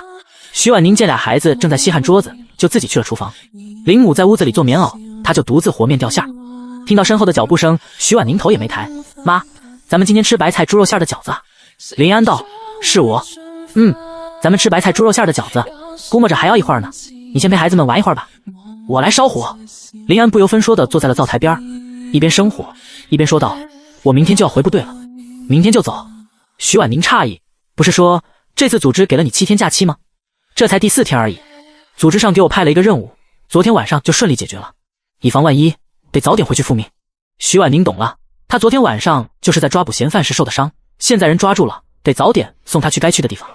那我多包些饺子，现在天气冷，能多放一会儿，你好拿着路上吃。说话时，徐婉宁也没有停下手上的动作。林安静静地看着他，明明还是一模一样的长相，但为什么给人的感觉却完全不同了？在部队时，他每次想家，想到的都只有母亲和2个孩子，为数不多几次想到他，也是担心他苛待孩子们。本以为自己对他是厌恶的，但事实却告诉他，短短几天的相处，他竟一点一点地抓住了他所有的目光。徐婉宁能察觉到林安盯着他的视线，他的内心惶恐又忐忑。虽然这几天相处下来，这个男人懂分寸，又会照顾人，除了偶尔不经意会毒舌外，怎么看都是不可多得的好男人。但他入伍10年，在没有任何人脉背景的情况下，靠着自己的努力，还不满30岁就成了排长，能力不容小觑。他们这类人最容易从细枝末节中辨别出些什么了。他该不会已经察觉到这具身体早已换了内心吧？林安能感觉到徐婉宁的身体在瞬间变得僵硬了，就连和面的动作都被打乱了。这是人在紧张时会有的反应。你很怕我啊？林安抿唇，又吐一口气。你放心，既然你是我的妻子，是我孩子的妈，我就不会辜负你。这句话他说得格外认真，就好像在承诺一样。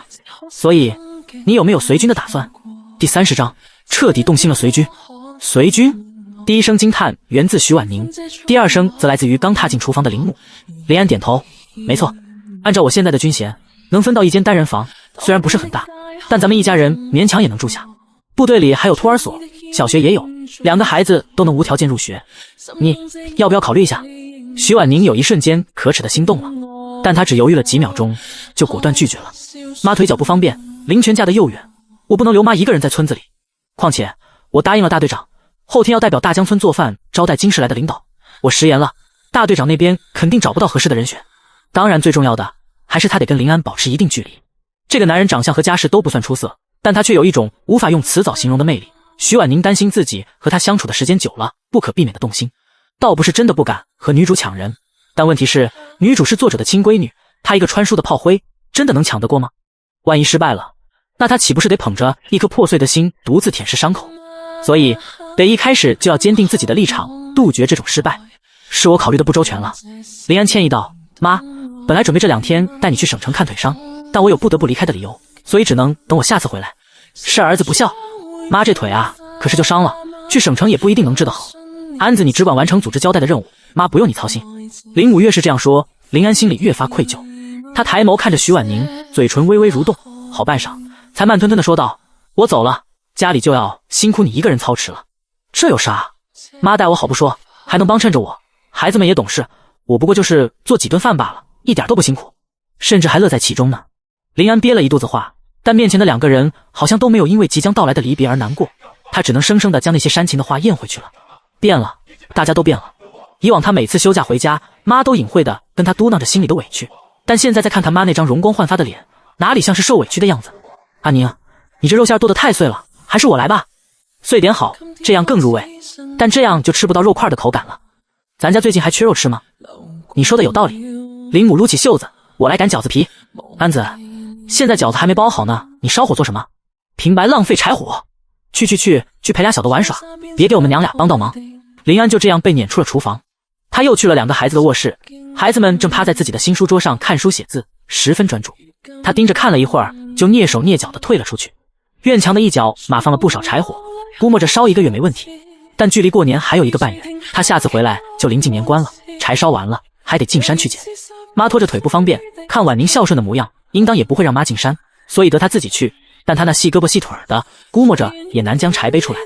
还是他去吧，在他走之前再为这个家做点什么。林安背着一捆柴火往家里走，路过知青院时，远远就看到顾俊鬼鬼祟祟的在小道口张望。林安对顾俊的印象实在不好。当初徐婉宁那一批知青刚到大江村时，林安正巧休假回来，和徐婉宁偶遇过几次，每次碰见他脸上都洋溢着阳光的笑容，而且他长得好看，皮肤也白净，气质也好，跟村子里或者说他以往接触过的姑娘都不同。但林安并没有别的想法，因为他知道徐婉宁是从京市来的，而且家里条件好，每个月都会给他寄来大量的钱票。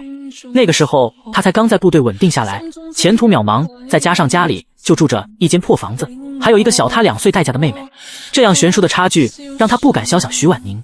偏偏那一夜，徐婉宁躺在了他的床上。后来他才知道，他和徐婉宁都被顾俊和李倩倩给算计了。清醒后的他十分气恼，本来他对徐婉宁也只是欣赏，远远谈不上喜欢的程度，结果现在却被人算计着彻底绑在了一起。他要去找顾俊算账，但被徐婉宁给拦下来了。就这样，徐婉宁嫁给了他，即便心里不甘愿，但他自觉亏待了徐婉宁，再加上常年在部队，1、2个月才能回来一次，所以事事都顺着他，结果导致他变本加厉，亏待了他娘不说，连自己亲生的孩子都不管不顾。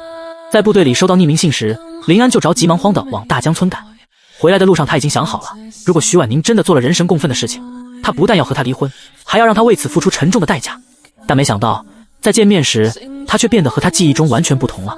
林安彻底对现在的徐婉宁动心，所以看见顾俊鬼鬼祟祟的模样，他就有些生气。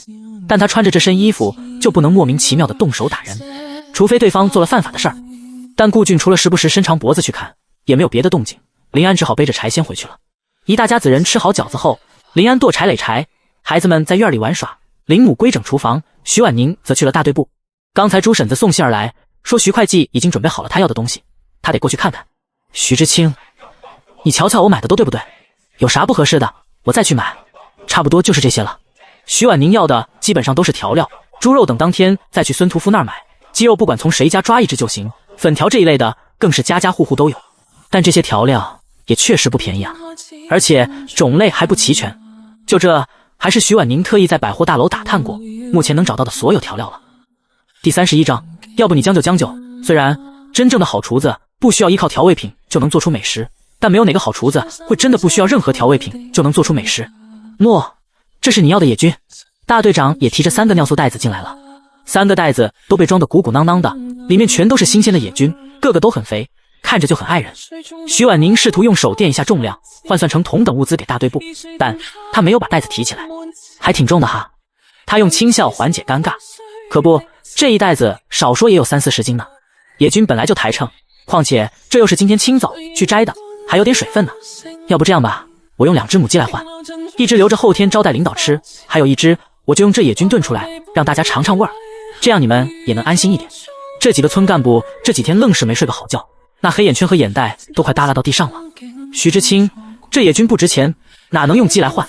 这不合适。合适的，合适的。徐婉宁笑道：大队长、村长，这样交换我才能安心拿东西吗？几人对视了一眼，最后还是年纪最大的村长拍桌定下来了。那成，就这样说好了。今天天色不早了，等明天徐知青再拿鸡来炖汤。等徐婉宁走后，徐会计不赞成道：村长，咱是不是占徐知青的便宜了？这哪能算占便宜呢？这几天相处下来，徐知青的性子想必你们也了解了，他不吃亏，但也不会占便宜。对我们来说，那野菌不过就是花些功夫就能采摘到的不值钱的东西，但城里人可稀罕着呢。要不然他能花20多块钱去买干货。不过这些确实换不来2只母鸡，这样你等会儿去通知大虎他们，明天一早再去山上摘一些，照例给他们算满工分。徐婉宁走在回家的路上，心里却盘算着，是不是可以跟村里人换些晒干的野菌。他空间里确实有囤货，而且还能无限补充，但品质远没有这个好。等明年政策放开，能高考了，他肯定要往城里奔，极大概率是去京市。而京市距离大江村要换乘好几趟火车，光路上就要耽搁几天时间，届时要想再买，可就不容易了。反正他有空间，多存放一些也不碍事儿。心里想着事儿，徐婉宁也没有注意路边的情况，直到有人挡住了他的去路。李倩倩，你怎么阴魂不散啊？真是哪哪都能看到他。李倩倩假装没有看到徐婉宁眼里的嫌弃，露出一抹自认为很温柔和善的笑容。婉宁，今天早上我们闹了些不愉快，我回去后左思右想，觉得是我不对，所以特意找到你，想跟你道歉。徐婉宁盯着他看了好一会儿，忽然将手伸到他面前，掌心朝上，拿来吧。什么？李倩倩发愣，不是道歉吗？难道你上下嘴唇一碰就是道歉了？没有实际行动的道歉跟狗吠有什么区别？徐婉宁，徐婉宁露出一副果然如此的表情。我就知道你接近我肯定不安好心，还打着道歉的旗号，我呸！我们认识这么多年，你是什么人？我能不了解你？赶紧把路给我让开！林安明天一早就走，他还得趁着天没彻底黑，赶回去烙几张饼给他带在路上吃。李倩倩做了好几个深呼吸，才勉强将心里那股子躁郁之气给压住。她扯动嘴角，露出一抹比哭还难看的表情。婉宁，我们这么多年的感情怎么能说断就断呢？要不我们找个地方坐下来，心平气和的聊聊天，顺便我再把你救命恩人的事情告诉你。我保证，这一次我绝对不会再拿乔了。徐婉宁没有直接拒绝，而是紧紧地盯着李倩倩看了好一会儿。有问题，绝对有问题。李倩倩这姿态摆明了是想将她哄骗到某个地方去，而且不达目的誓不罢休。如果没猜错的话，这次又是顾俊在主导吧？也不知道他们葫芦里卖的什么药。徐婉宁并不想理会这俩人，但他们始终在她面前晃悠，就好像打不死的蟑螂一样，不伤人但怪膈应人的。那好吧，我们找个地方好好的聊一聊。一处倒塌了一半的院墙后面，顾俊探出了半个脑袋，瞅见徐婉宁和李倩倩去了他们提早约定好的地方，对着身后的人打了个手势。人现在已经到了，接下来能不能成功，就看几位大哥了。另一边，李倩倩一直带着徐婉宁往前走，看着踪迹，应该是要去后山。徐婉宁假装没有看破李倩倩的诡计，面色如常的跟在后面。一路上，李倩倩担心徐婉宁会突然察觉出异样，所以一直在没话找话跟她聊天，聊得徐婉宁都有些烦了，忍不住呵斥道：“你能不能闭嘴，让我的耳朵歇一会儿？”恰好两人路过一处没有人烟的房子，李倩倩叹息一声：“婉宁，你体力不好，再走下去我怕你脚疼，我们就在这儿聊聊吧。”这户人家的儿子发达了，就将家中的父母妻儿都接到了城里去。这座院子已经好几年没人住过了，木头做的院门有些腐朽了不说，地上也铺满了一层干枯的树叶，踩在上面咯吱作响，尤为刺耳。李倩倩只是听说有这么一处院子，就和顾俊约好了这里，之前从没进来过，所以没料到地上有这么多落叶。等会儿来了人踩在这些枯叶上，发出的声音岂不是在提醒徐婉宁？李倩倩不敢冒险，索性用脚踢出了一条小小的路。这落叶沾满了灰尘，我怕弄脏了你的鞋。那我谢谢你，谢倒不必了，我们进去坐吧。徐婉宁双手环胸，好整以暇地站在原地，看着李倩倩的眼神就像是在看傻子一样。你觉得院子都已经这么脏了，里面能干净到哪里去？也是，我忘了婉宁你有点洁癖，可是我们来都来了，现在回去岂不是太扫兴了？要不你将就将就。第32章，女儿的要求必须满足。徐婉宁似笑非笑地看着李倩倩，李倩倩，你是不是觉得我特别愚蠢，连你这么点小计谋都看不出来？李倩倩心骤然一跳，她发现了。但当李倩倩的目光扫到正急速靠近的几个人后，她脸上的神情瞬间变成了张狂。就算你看出来了又怎样？徐婉宁，你的好日子到头了。说完，她猛地将徐婉宁往后一推，但徐婉宁的脚就像粘在了地上一样一动不动。李倩倩也没有深思，直接跑到了顾俊后面。徐婉宁，你要还想活命，就将你所有的钱都拿出来，还有我们的欠条，否则我就让你见识见识厉害。啪啪啪！徐婉宁拍着手掌，几天不见，你们俩倒是长胆子了吗？我倒是想瞧瞧，你们究竟有多厉害。他的视线扫过几个看起来就一副尖嘴猴腮相的男人，挑眉：你们一个个来，还是一起上？哟，没看出来这娘们儿这么迫不及待，我们哥几个一起来，你确定你那小身板能承受得了？那就是要一个个来了。徐婉宁也不废话，往前走了2步，长臂一挥，抓住离他最近的一个人，一个过肩摔，就将人摔在了地上，激起了一地落叶。众人甚至还没有反应过来，就见同伴已经倒在地上哀嚎了。他勾了勾手指，指着另一个人：你过来啊。林家。林安正在院子里陪2个孩子骑马。他是马？院子里满是妖媚银铃般的笑声。爸爸，我想再高一点。好，女儿的小要求必须满足。忽然，院门被人从外面用力推开，袁心扶着门大喘气，断断续续道：“林大哥，不好了！”婉宁他被顾俊、李倩倩带走了。林安眉头猛地一缩，将幺妹放在了地上。原来他中午那会儿没有看错，顾俊那小子确实憋着坏，而且还是针对婉宁的。林大哥，你赶紧去看看吧。袁知青，谢谢你了。林安转身叮嘱大春和幺妹：“你们俩乖乖在家里陪着奶奶，我出去一趟。”林安走后，林母才从屋里出来，脸上尽是担忧的神情。阿宁一定会没事的。啪！重物落地的声音吸引了林母的注意，她低头就看见大春将手里的木剑用力扔在了地上，那张和林安有5分相像的脸上满是倔强的神色。妈又跟顾知青走了，她明明答应过我们不会再跟顾知青来往。大春，林母呵斥道：“这话可不行乱说，你没听袁知青说，你们妈是被顾俊和李倩倩带走的吗？不是她自愿的。可是大春儿。”林母摸着大春的脑袋，语重心长道：“谁都可以怀疑你们妈，但是你和幺妹不可以，毕竟她赋予了你们生命。更何况这段时间她是怎么照顾你们的，你忘了吗？”“没忘。”幺妹奶声奶气道：“幺妹相信妈，她答应过我们的事情一定会做到。肯定是顾知青想伤害妈。奶奶，我妈不会有事吧？”林母心里也担心着，但却不能让孩子们看出来。“不会，你爸已经去找她了，肯定会没事的。”等林安赶到时，就看到地上躺了一地的人，唯独徐婉宁鹤立鸡群。他拍着手上不存在的灰尘，冷声道：“顾俊啊，顾俊，你怎么越活越回去了？你忘记我是大院里长大的了，竟然还妄想找这么几个瘪三来欺负我，真是蠢的可以。”原神看起来四肢不勤，五谷不分，但到底自幼在大院里长大，从3岁就开始被父亲逼着学习防身术，一来能保护自己，二来也为了强身健体，所以原神的体质一直不错。再加上他前世被逼着练了好几年的散打，身手虽然算不上高超，但解决几个看起来就虚弱的小瘪三还不是轻而易举的。徐婉宁，你这个趴！徐婉宁一巴掌甩在了顾俊的脸上，好不容易从地上爬起来的他再次摔在了地上，痛得他哀嚎不止。嘴巴给我放干净点儿！你没事就好。身后传来的熟悉的声音让徐婉宁吓了一跳，她猛地转过身，就看到了一前一后站着的林安和袁心。袁心还朝他竖起了大拇指：“我知道你有些身手，但不知道你这么厉害，看来还是我低估你了。你们怎么来了？”林安将事情的始末解释了一遍，旋即看着地上的几个人，面无表情道：“这几个人的行为已经严重触犯到了律法，要我帮你把他们送去派出所吗？”要！林安松了口气，他真担心徐婉宁和之前一样，因为顾忌顾俊和李倩倩准备大事化小。他不知道从哪里摸出了一根绳子，将顾俊、李倩倩和另外4个小混混都捆在了一起。“婉宁，你救救我啊！”李倩倩哭得梨花带雨：“我错了，我真的知道错了，你原谅我这一次好不好？要是进了派出所，他的档案肯定会留上一笔，那他将来可怎么找好工作好对象？”“稍等一下！”徐婉宁出声阻止。林安手中的动作顿住，看着他，把李倩倩单独绑起来，不要跟其他臭男人绑在一起。虽然他对李倩倩没有好感，但这个时代对女人实在太苛刻，李倩倩需要为他自己犯的错买单，但也仅仅如此。他的名声，徐婉宁还是不想毁掉，至少不能从他这里被毁掉。林安点点头，又摸出了一根绳子，将李倩倩的双手单独绑在了一起。李倩倩和顾俊怎么也没有想到，他们本意是想算计徐婉宁，怎么到头来是他们被抓住了，而且要被送去派出所。“婉宁，徐婉宁，我们知道错了，你就原谅我们这次好不好？我保证以后一定对你好。我和李倩倩从此断了联系，以后只跟你一个人好，行不行？你给我老实点。”林安一脚踹在了顾俊的膝盖处。第33章，你想都别想，他老早之前就想这么做了，但因为这身衣服只能忍着。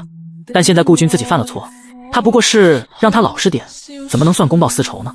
林安那一脚力气不小，顾俊直接被踢在了地上，而4个小混混跟他绑在一根绳子上，他一摔倒，其他人也就顺势倒下了，还全都砸在了他身上。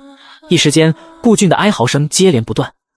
林安也没想到自己的一脚后劲儿这么大，他摸了摸鼻子，有些尴尬：“我说我没用力，你信吗？”“信。”徐婉宁无比认真的点头。这小子向来喜欢用这种不入流的方法来达偿所愿，肯定是他为了避免去派出所而冤枉你，我相信你。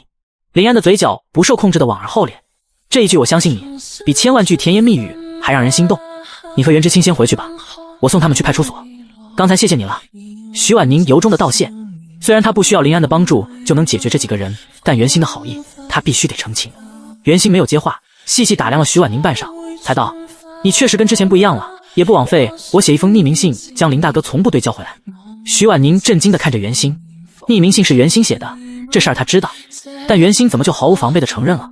我早就听顾俊和李倩倩盘算着要你卖掉2个孩子，拿钱给他们了。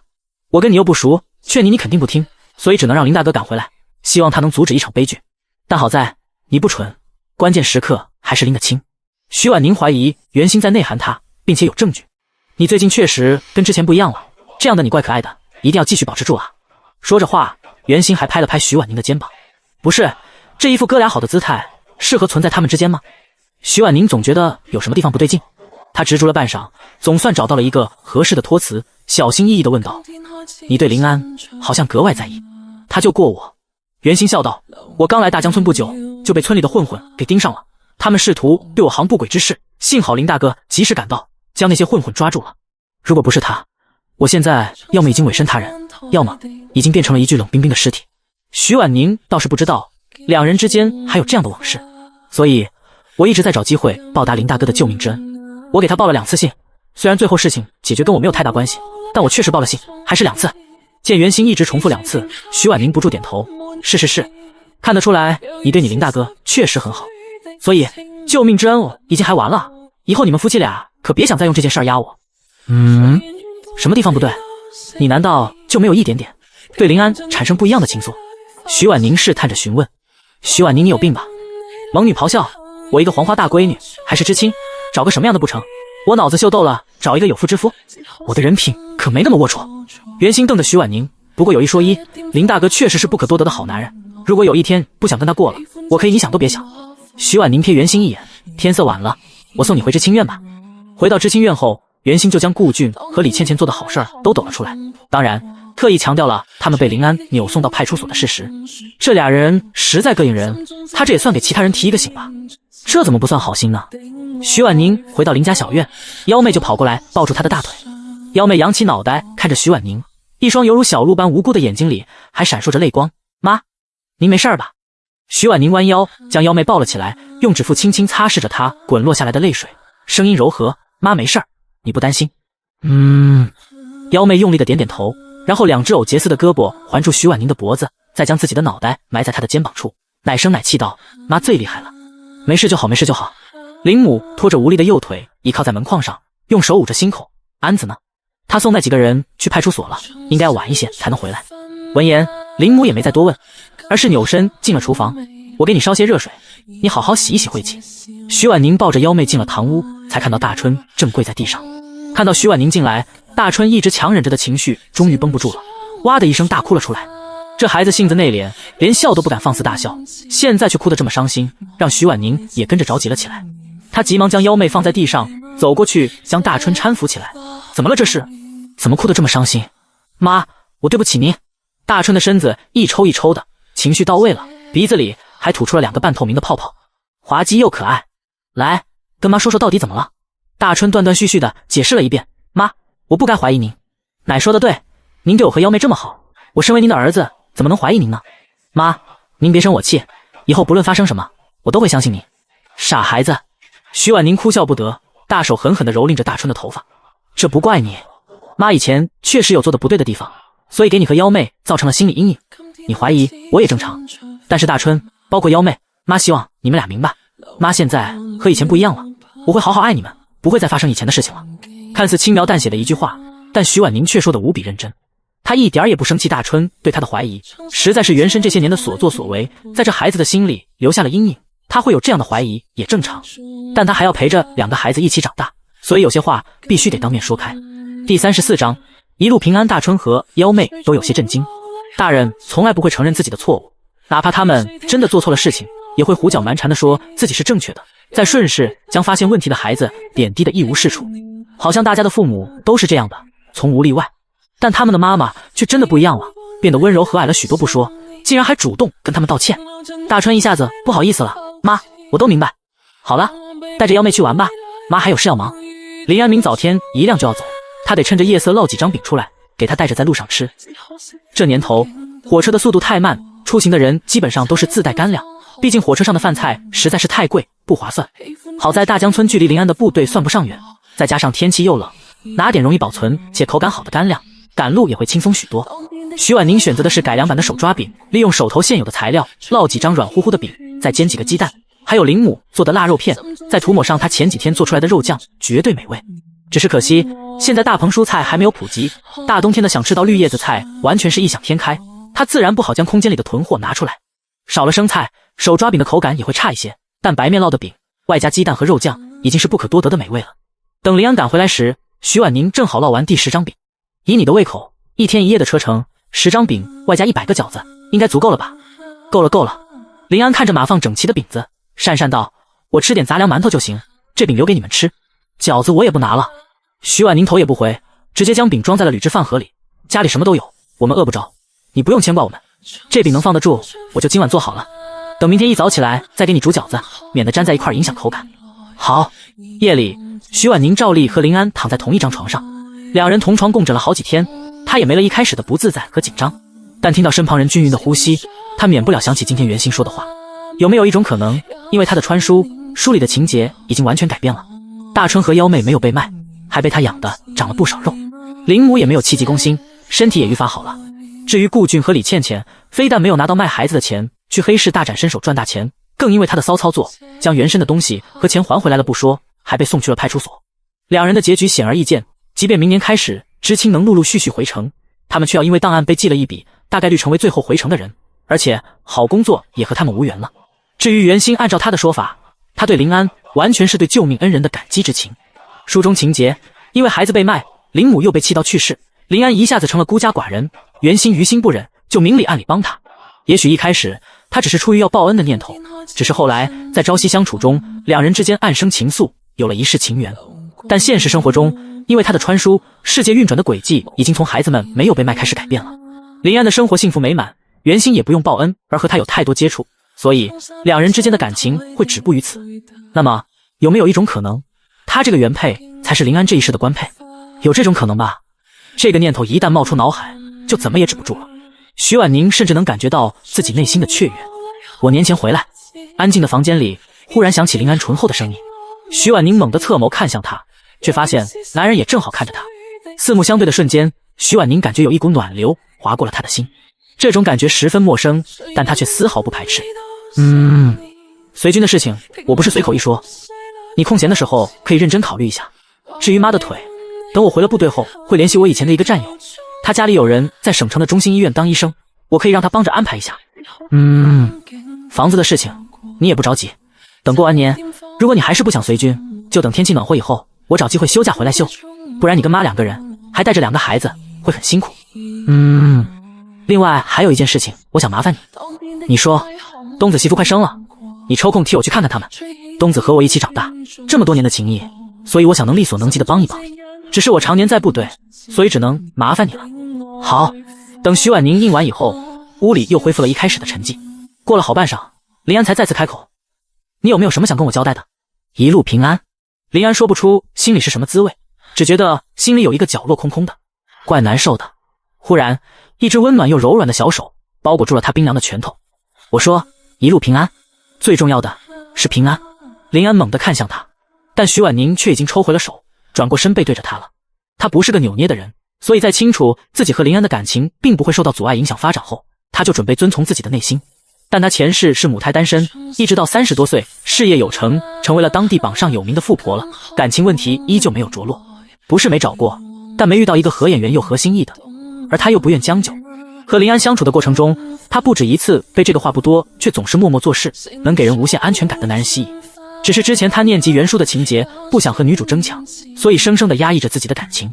但今晚知道袁心不会主动和林安发生什么后，徐婉宁决定给自己一个机会。但刚才主动握他的手，已经用尽了他全部的勇气。他忽然间不知道该如何面对，所以只能选择逃避。第35章，内心细腻的大暖男，逃避虽然可耻，但是有用。饶是如此，他刚才的小小举动已经足以让林安欣喜若狂了。如果徐婉宁的视线能在林安身上定格，哪怕一瞬，就会看到他像个二傻子的模样。翌日清晨，天刚蒙蒙亮，徐婉宁就起床准备给林安煮饺子。照例身边已经没有了林安的踪迹，但床单却依旧平整到没有褶皱。明明他起的已经够早了，也不知道这个男人究竟什么时候起床的。徐婉宁进厨房时，撞见林安正好从林母卧室里出来。看到他的瞬间，徐婉宁的脸瞬间红成了猴子屁股，她甚至能感觉到脸颊烧得火辣辣的疼。我去煮饺子。早上8点，林安准时出门。孩子们还没有起床，林安也没有特意去道别，担心弄出的动静吵醒俩孩子，再带来离别的愁绪。妈，婉宁，你们不用送了，我坐牛车去车站，